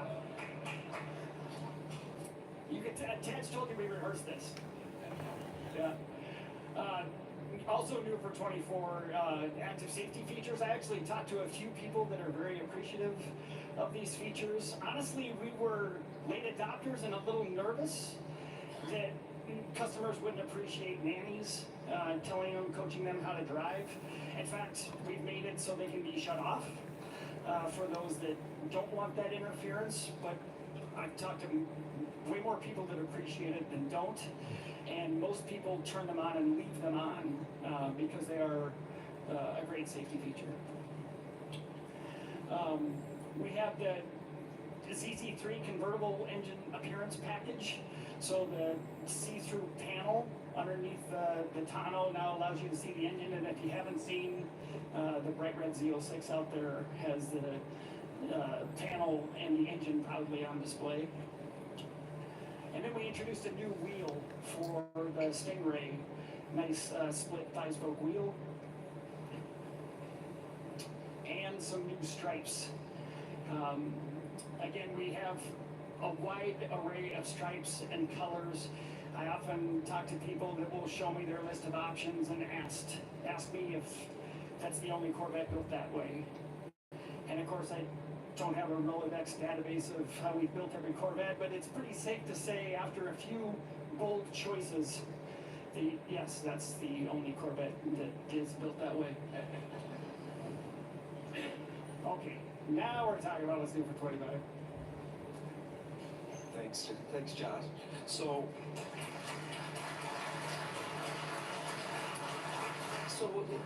we're usually pretty lucky with the timing of this event, you know, to be to roll out the next model year stuff. And this year, I mean, it worked out close, but we have actually, everybody seen the cars outside? Those are the first 2025 Corvettes built. There are 3 VIN-1s, the Stingray, the E-Ray, and the Z06. Number one. So, and we got and nobody had seen those before this weekend. So we're proud to be able to show that. Of course, the new colors. A lot of excitement about the. If you were walking in, they were playing if anybody noticed, we were playing the Hysteria song by Chet Def Leppard. Anyway, and we have, so that's a great new purple. We have the competition yellow, which is all new yellow, but we thought it gave some resemblance to the yellow we had in the 90s, plus more like the racing yellow that you see that we've used in racing for many years. And then the Sebring orange is a color we had previously too in 20, but we had a lot of requests for that one, and it's a lot of people's favorite orange, so we brought that one back as well. So we got 3 new colors for this year, and then some new interior stuff. We have the new habanero interior. Might look good with the Sebring orange.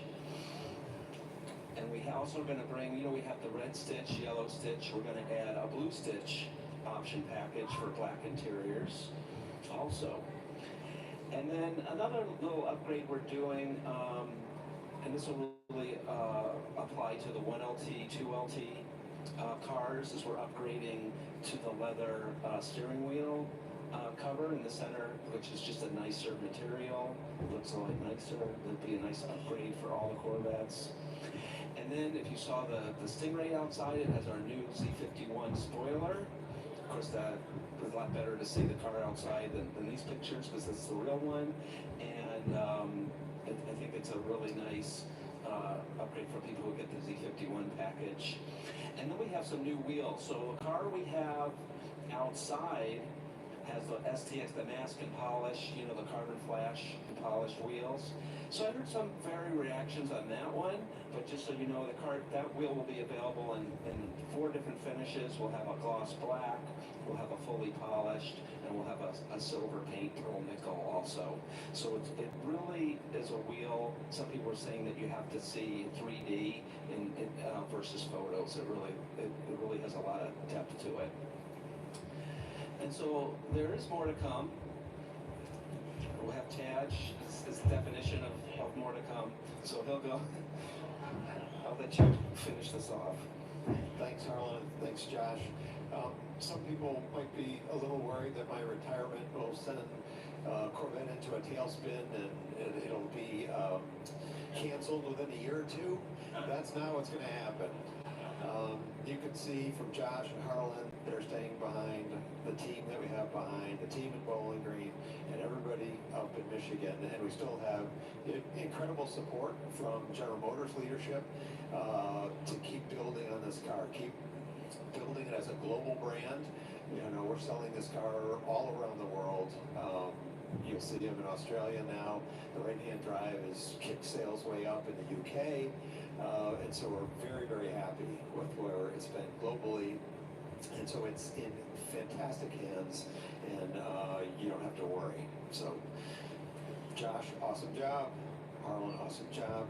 These guys will take care of business.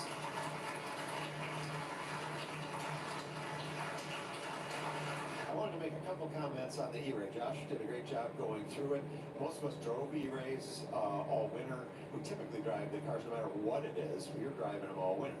And so we get to experience them in all climates. And it's amazing when we come into work, and having driven our E-Ray in terrible conditions, it's amazing.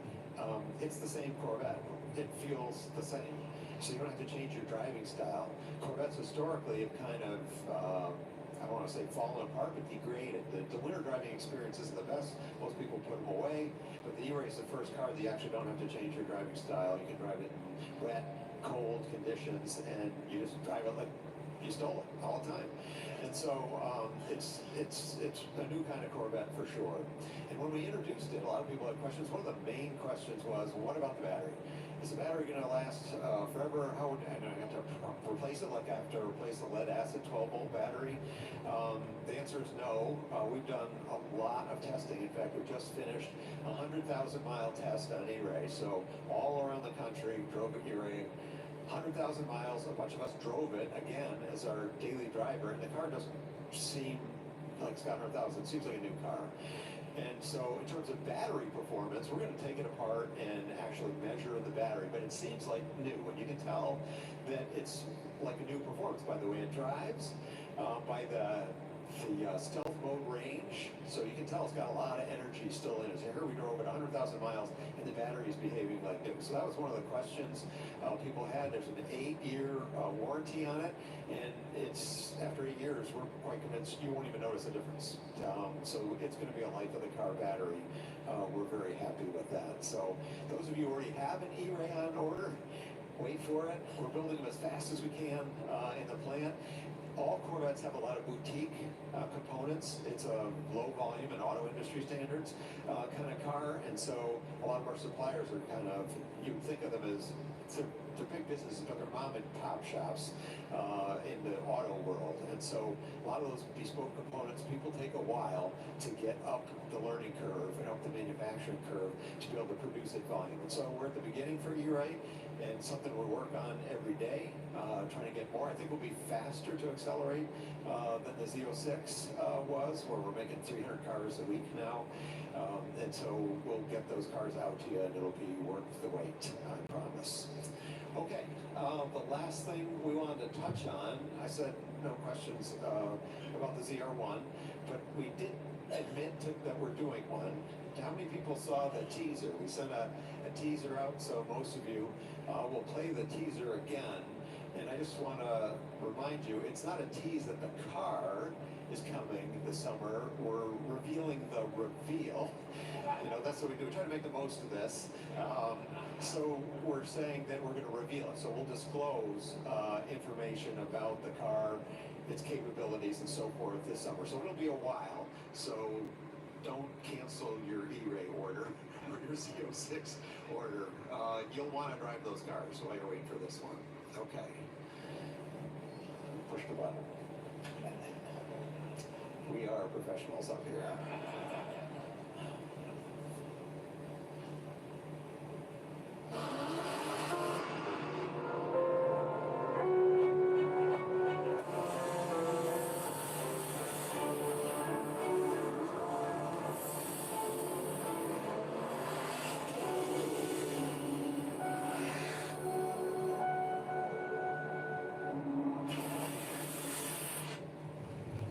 So we're going to do it. And it's going to be awesome. Like I said, the reveals this summer. We did the Hall of Fame announcement earlier today, and I was so honored that I'm going to get to go in. The icing on the cake.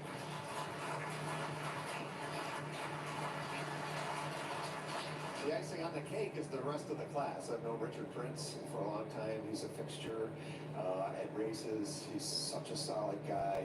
He's done just incredible work. His photography makes racing interesting for people who can't get the races. And he's just a wonderful guy. And then to have Ali and Jan go in, whose career paralleled my own on Corvette, and I became particularly close to Ali.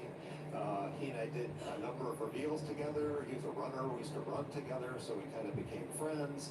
And I got to do a lap around the ring in a car that's coming last fall, and it was unbelievable. So you got to wait till the summer to hear the details, but it's going to be epic. We're going to be really happy to bring this car out. What else we got? Oh, are any of you guys coming here for Labor Day? You know what? I'm getting inducted in the Hall of Fame. So I'll be here. I'm coming for sure. Anyway, it's going to be huge. I'll come if I get invited. It's an invitation only. So if you invite me, I'll invite you. You can sit at my table. Do you want to talk about it, Harold? Do you want to talk about what it means to the museum? Yeah, is Kirk here? Where's Kirk? Kirk Benyon. Kirk Benyon in the room? No. Okay. Well, let's show the. Well, Kirk did all the work on this, so let's show this. Working with, work with Stephanie in the museum. There's going to be a special 30th anniversary museum raffle card that Kirk worked on, and I know all the details about how to enter is yet to come, but this is the first preview of that. And working with the museum, we want to do something special for the 30th anniversary of the museum as well.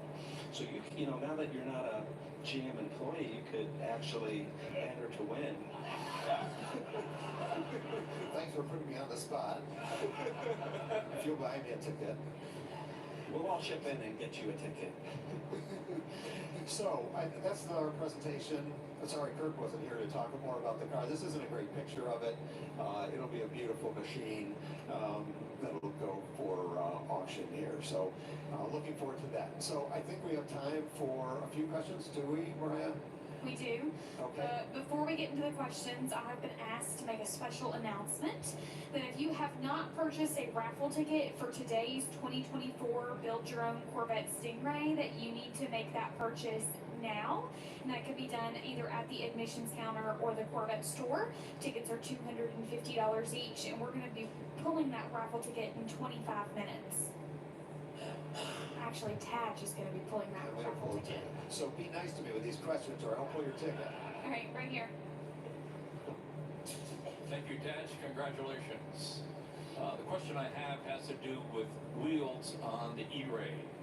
Will they be interchangeable with the two-wheel drive cars? So you're asking those wide wheels that Kirk's not here to hear it, but we did, I think, a great job on those wheels. They're fantastic design. Yes, they're interchangeable. We don't have a plan to make them interchangeable from the factory. Right, anything else? They won't bolt on, if that's your question. Yes. Well, not on a Stingray. Not on a Stingray. Any of the CR6 and the E-Ray have the same size wheels. Yep. Taj, Mark Thomas here. I'd just like to say congratulations on your retirement first off. And my question is, will the new Z51 spoiler for 25 retrofit on a prior Z51 car? I know I'm going to have customers asking me that.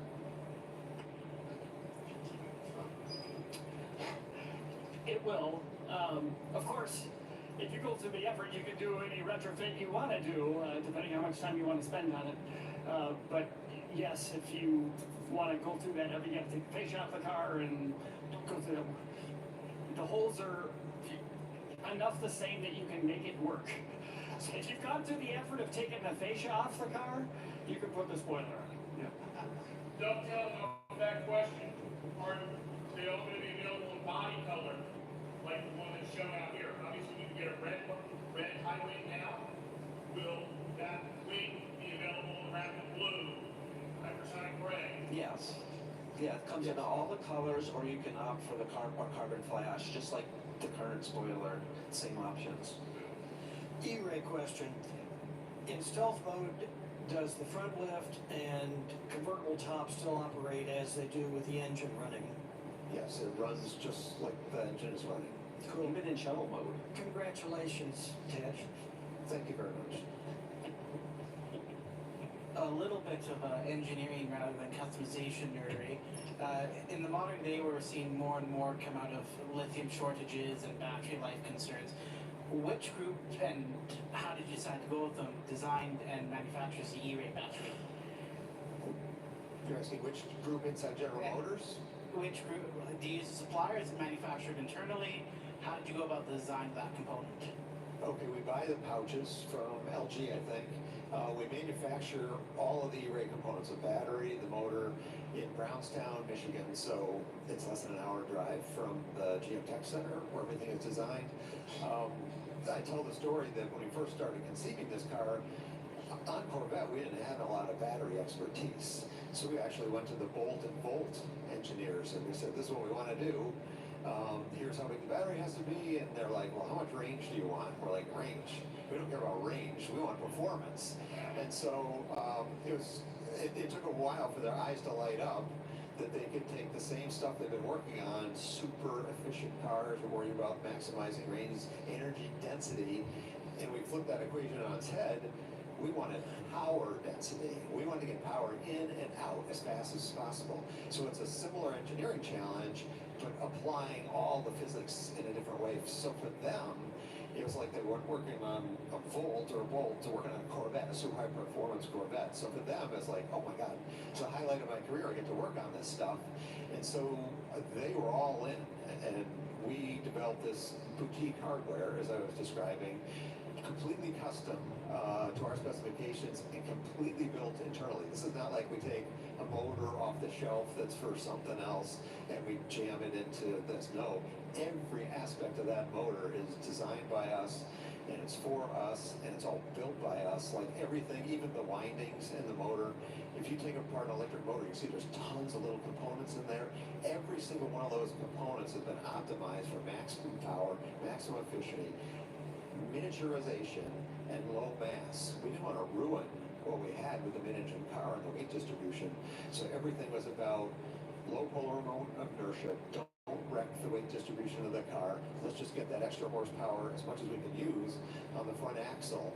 And those guys really rose to the occasion. So if you walk through Brownstown, you'll watch the pouches lining up. You'll watch the machinery actually bending the wires to fit in the electric motor. You'll see the magnesium casing go together with the aluminum fasteners, and it just looks like race hardware. It doesn't look like a Prius hardware. It looks like amazingly high-tech stuff. Anyway, thanks for the question.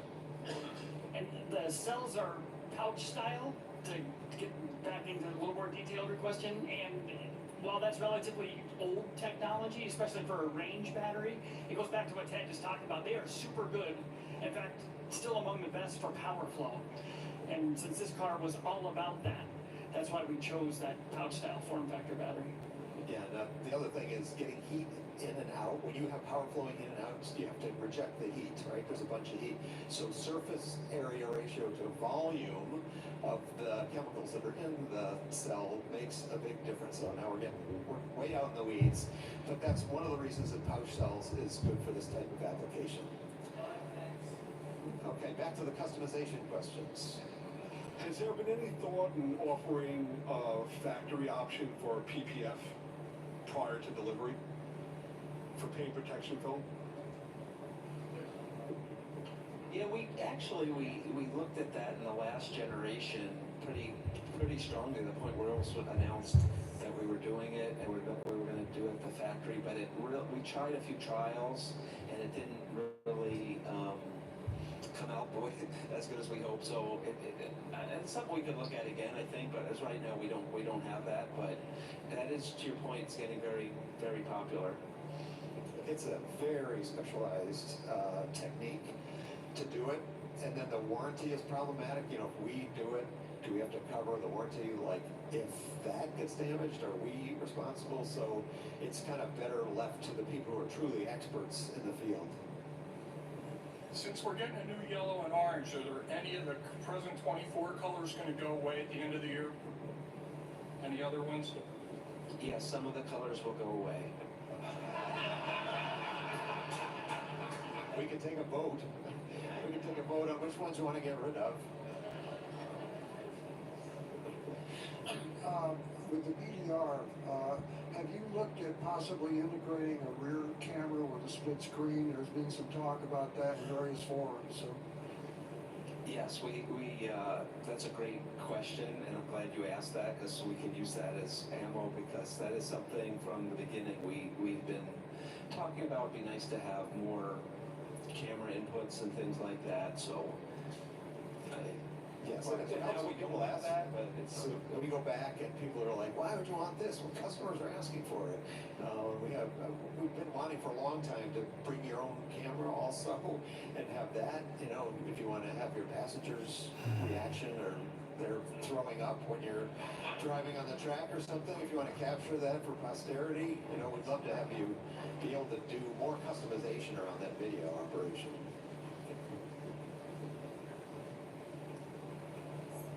Way in the back now. Okay. I was going through the plant yesterday, and there's a right-hand drive Z06, and that was really cool. But I got to wondering, is that always going outside of North America, or is that, can you, if you wanted to be weird, could you order a right-hand drive North American car? We said we'd like to hear from customers, but not always. That would be pretty weird. The answer is no. It would be completely illegal in this country, so there would be no way for us to legally sell a car like that. Maybe if the post office wanted to speed up their... And the reason the post office can do it is because the government doesn't have to follow its own rules. They are a little inconvenient to drive through a drive-through or an ATM. John Andrews, who's around here somewhere, was in one for the better part of a year. They're also kind of awkward to ride in on roads around here, depending on who's driving the car especially. So yeah, it's cool that we can offer that in other markets, and for the first time in 8th generation Corvettes, customers in those markets that mandate right-hand drive, that's the only way you can operate the car in region. We're paying double what it costs for the car just to have that very expensive upfit. So that's why we're, for the first time in C8, devoting resources to a true right-hand drive. Yeah, he's talking about Australia. People were paying 2x the price to get it converted. Right here. Front pull down. I said just a little bit ago, with wherewithal you can do any retrofit. I'm not sure about that one. You would have more money into just the depreciation, which is almost zero, of selling the car and buying one in 24. Yeah. You can't just swap the latch, the whole control. It's not just the latch. Yeah, there's a module and a new, what we call electrical architecture came with 24, and that's when that power front closure module was integrated, so very difficult. Thank you very much. Ted, congratulations again, well deserved. Question is, I wonder if you could expand upon the recent service bulletin that was issued on the transmission torquing issues in the 23-24 transmission. I'll let Josh talk to that. I get the good stuff.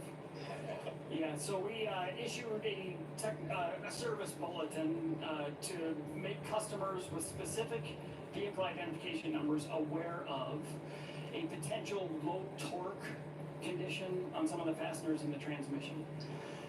And so we know exactly which cars were affected by that because we check torque traces at the assembly site for the transmission. And a very small number of cars were affected by that. Every time we make an announcement like this, it gets a lot of attention, unfortunately. But it's a small subset of customers, and if you're concerned that your car might be affected, one is you'll get notified.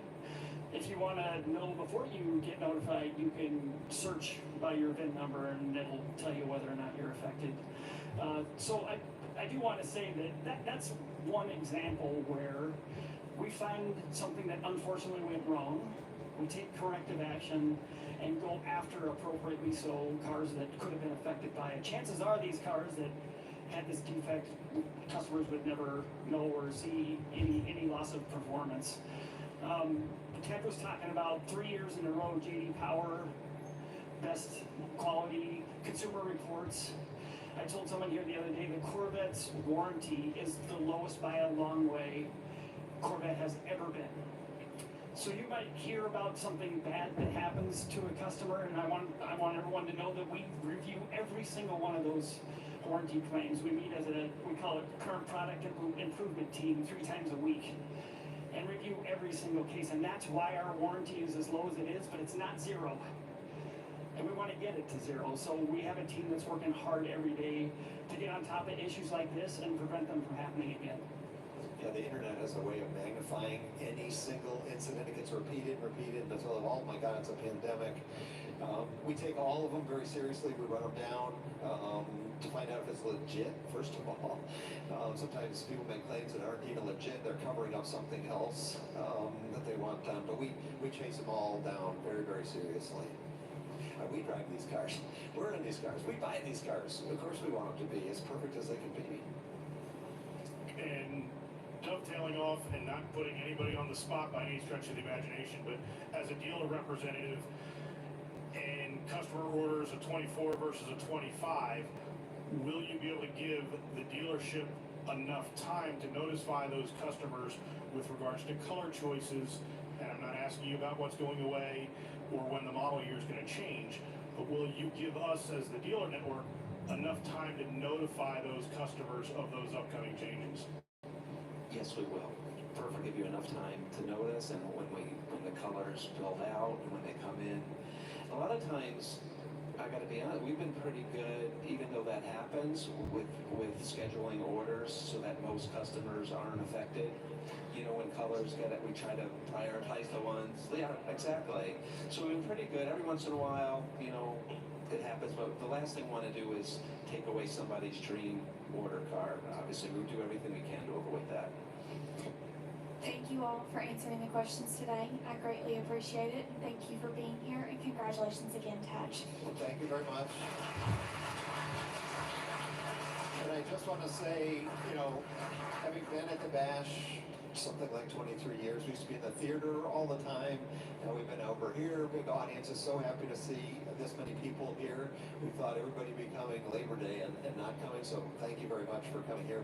And thank you so much for listening to us, because it really is true that we take this information back and we can talk to all these people who live in a glass tower, ivory tower, and they think they know what's going on in the market. We know what's going on in the market. It's right here. We talk to you guys. And so it's super valuable for us to have that personal relationship, that personal hearsay. We can cite specific customers, specific needs, and it really helps us sell it back home. So we've been doing it as long as the Bash has been here, and we're going to keep doing it as long as people come. So thank you very much for coming.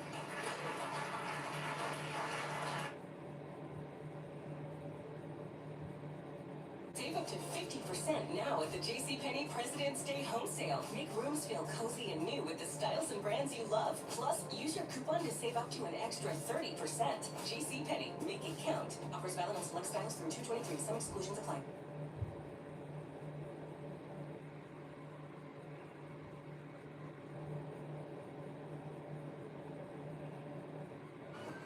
Starring in famous movies since 1915.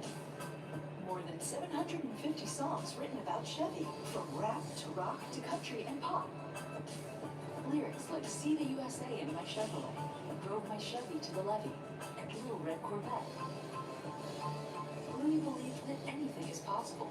Find an edge and never give up. That competitive spirit drives us today.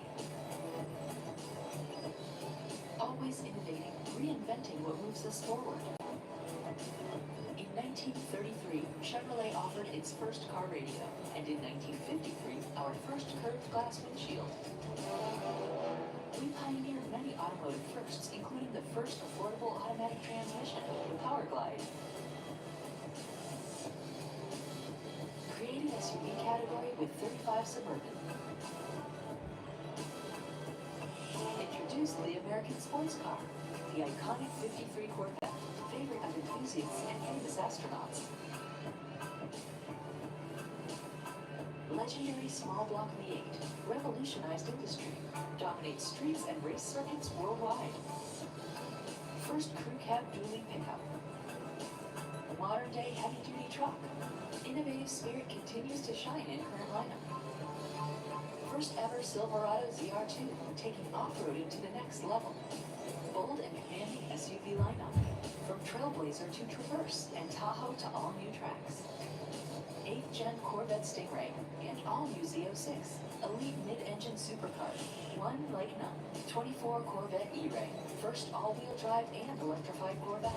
EVs for everyone, everywhere. Affordable all-electric Bolt and larger Bolt EUV. Coming soon.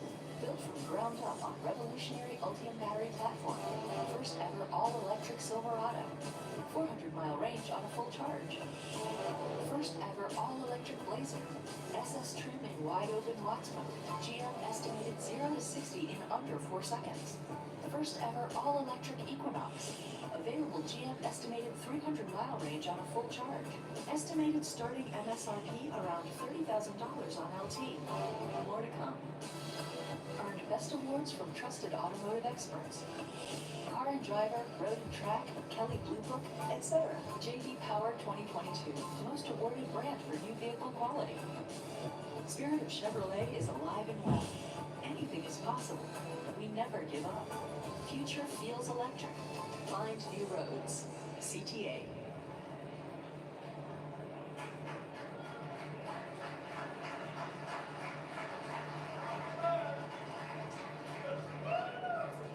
Good afternoon, everybody. Can you hear me okay? I could tell by all the side conversations going on, you are absolutely riveted by our corporate video we put. We were debating about whether we should put a corporate video, but we wanted to show it because it features Corvette pretty prominently. You don't always see that in Chevrolet video. So, my name's Tatch Juchter.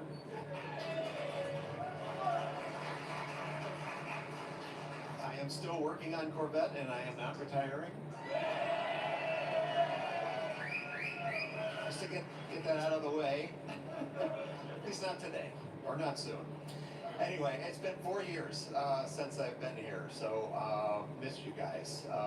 Through the pandemic, everything we've been through, and then last year we had a conflict with Laguna Seca, and so everybody, the whole family's here together for the birthday bash. And it's great to be here. It's great to have myself, Josh Holder, our chief engineer, and Harlan Charles, our marketing manager.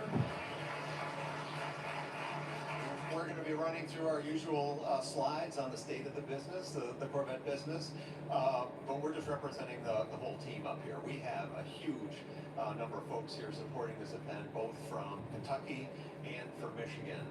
I'd like to recognize everybody in the back. Please raise your hand if you're here, representing General Motors and Corvette. Thank you, guys.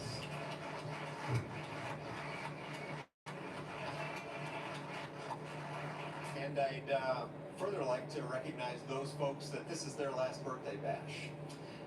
As you've seen in the papers, there's going to be a lot of retirements at General Motors, and that has affected the Corvette team pretty dramatically. Kai announced his yesterday, and we have some other folks I'd like they to raise their hands in the back who are here for their last birthday bash, and I want to give them some recognition.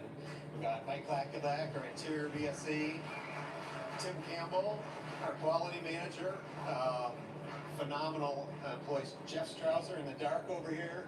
Everybody knows Jeff. And there's more. Am I missing anybody? Is Kuchar in here? Mike Kuchar. Mike Kuchar. Mike. From our development group. And speaking of development, you just saw, a lot of you just saw the nominees, actually the award winners, to get into the Hall of Fame. And probably there's hardly a person in here who knew Dave Wickman. Dave Wickman was in our development group. He was not fond of the spotlight, but he was kind of the John Heinersey you didn't see. He was behind the scenes, making the car great, setting very high standards. He was a phenomenal driver and leader, and kind of standard bearer for the car. New cars inside out. He worked on the active suspension Corvette ages ago. Everybody who worked in the development group, which I did for a while, kind of looked up to Dave as a natural leader, a phenomenal engineer, a great vehicle evaluator. He could pick apart a car like nobody's business, and so that's why he was nominated, and I'm amazed to see that he's going to go in the Hall of Fame. It's making us all proud. So if you didn't know Dave, believe me, Dave deserves to be in the Hall of Fame. Okay, let's get on with the show. So here's us. Somebody did ask me, do you still work here? Do you still work on Corvette? I know it's been a long time. I do. Anyway, so I'm going to run through a few slides. We'll have Harlan and Josh chime in, and then hopefully we'll have time for Q&A at the end. So here's some of the stuff we're really proud of. If you look back over the last year, probably a lot of this is not news to you, but stuff that we're really proud of. So JD Power, Corvette has never been ranked #1 in JD Power before, but this year we were ranked not just the best in our segment, but the best car you could buy in North America, basically. So think of all the people famous for quality, whether it's Toyota, Lexus, Honda, Porsche. You think of all the elite players putting their best stuff into the market here. Corvette was #1 above all of them, Platinum Award. And that speaks so highly to Bowling Green, because you can't have the best car without the best plant building it.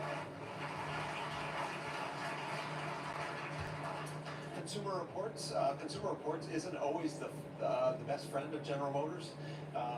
They're highly critical of our cars, but guess what? It's not, you can't deny how great the Corvette is. You can see it's ranked #1 among sports cars.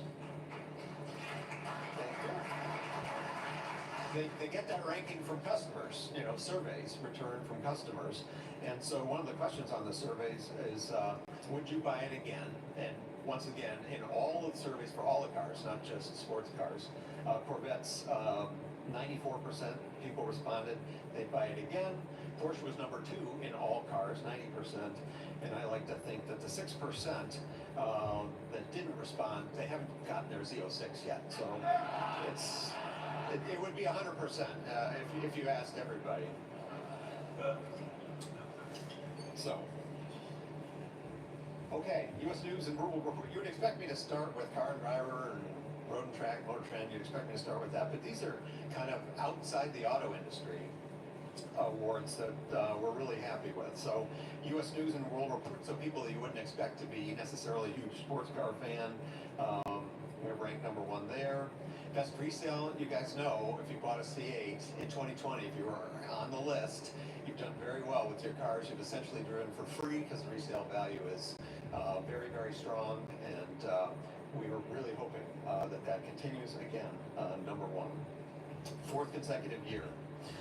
Car and Driver did a long-term test. They ran 40,000 miles. Basically, the car delivered without a hitch. They're huge fans. Successor to the original NSX, the everyday supercar isn't the current NSX, it's this Corvette. One of the quotes on there. Car and Drivers, now I'm getting into the meat of the folks that normally evaluate our cars. Car and Driver tested, here's the Z06. It's an American Ferrari and then some. If you saw all of our the spy shots of us testing the Z06, you saw us that we had a Ferrari 458 along with us. And the reason we had a 458 is that car was considered widely, if you talk to the media, which we do talk to a lot about media, they considered that the best sports car ever built.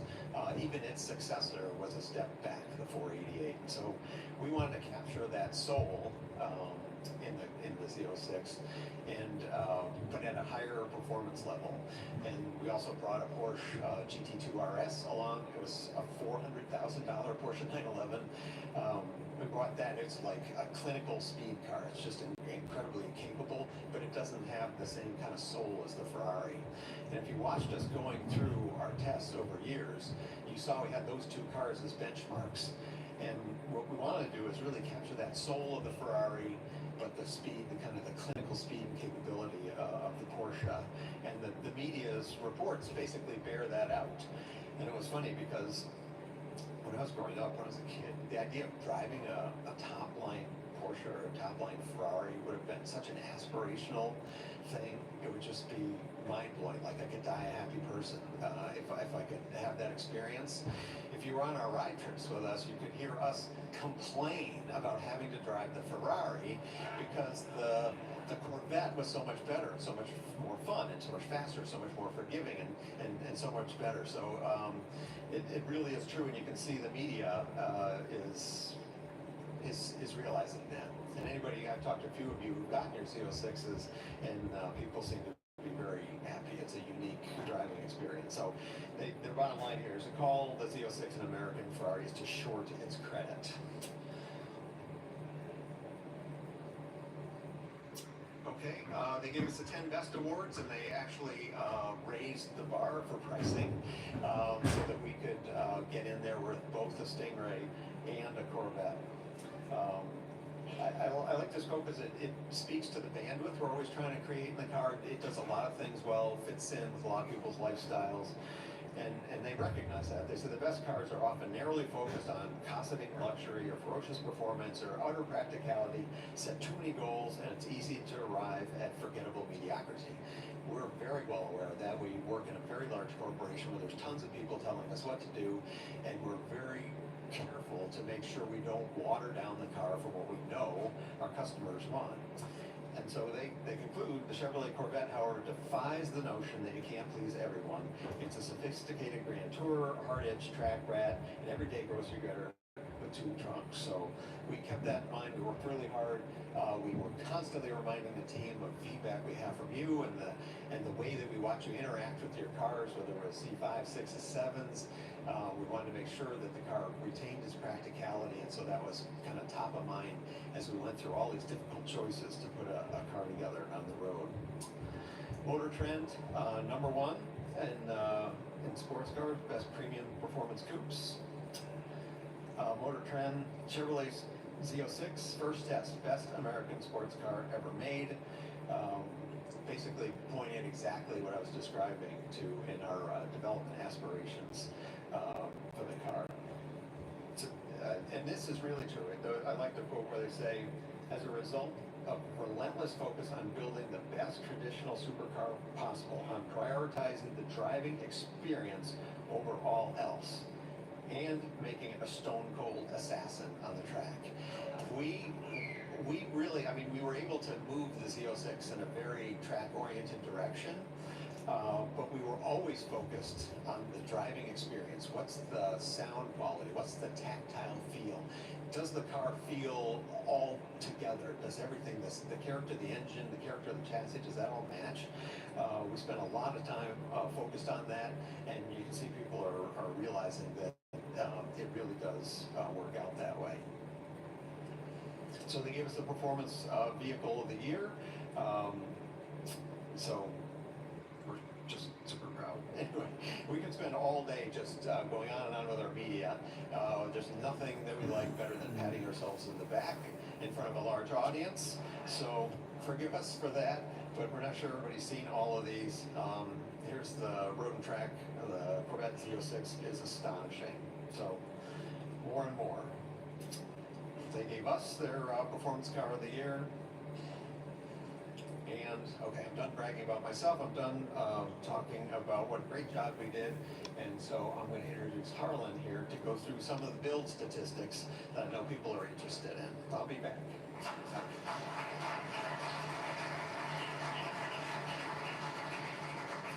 So all that excitement, I get to follow up with some data sheets. But I think a lot of people are interested in seeing how the colors do. Okay, this is through March. We're doing the Corvette over 40,000 total so far for 2023.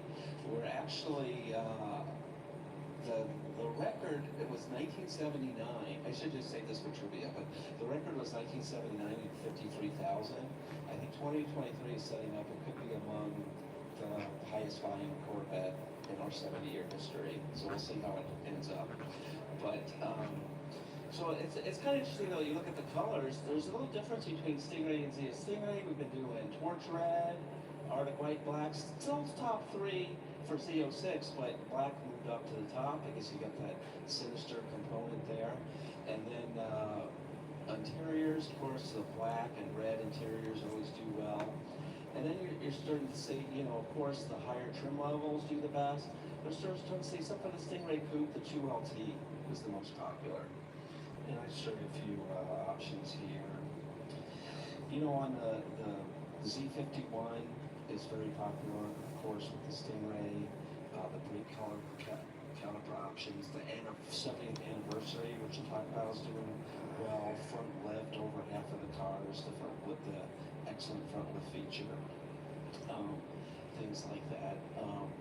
Plus, of course, most cars get the exhaust option as well. And for wheels, I was just in the middle of my annual debate where one person said, why wouldn't you get anything but black wheels? And one person said, why don't you get anything but chrome or white wheels? So that happens every year. So it looks like the black wheels are winning so far. And then on the Z06 so far, oops, that's a big one. Z06 so far, of course, we're seeing, Z07 and the ground up and the carbon aero package, of course. Everybody knows, tried to buy them, those have been one of our challenges, and they're very popular, even above our lofty expectations. Black wheels are most popular in the Z06 as well. And interestingly on the Z06, I forgot to mention in the first part, it's actually, we talked about this before, convertible is very popular, about half. Actually, the Z06 is even slightly more convertible than coupe as well. It proves you can have it all, performance and open air. And then we always like to talk about the real contest and how all of you, thanks to all of you, Corvette remains #1 in luxury sports cars. And these are the best companies in the world, best cars, every big egos going against each other, and we can clearly win, close to 50% of the share, so almost as many Corvettes as everything else combined is what the luxury sports car segment is.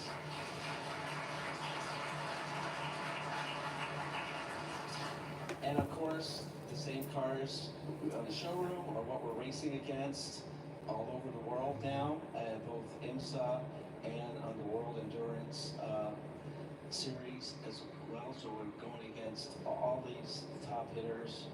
And of course, we opened up with the C8R with 2 championships. For 2022, a little tougher. We had to go into the GT Daytona class, and the balance of performance and things. A little struggle that year, but we're off to a good start this year. So we really have divided it up. So we have the 2 cars into the 2 different series. We have the North American Focus Series, the IMSA GT Daytona, and we have the WEC, the World Endurance Championship Series that goes international. And we're really excited, 2 wins, 2 for 2 this year. And that's a big class. There's I think 14 cars in that class. So being first place, that's a lot. I know some people remember we used to be just us, back in the C60.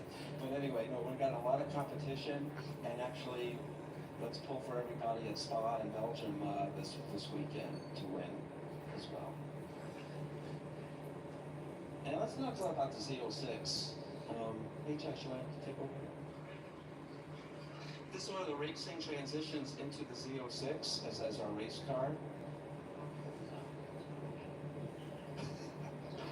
Here you have the dead one. It's just thank you. Okay, so in Daytona, a lot of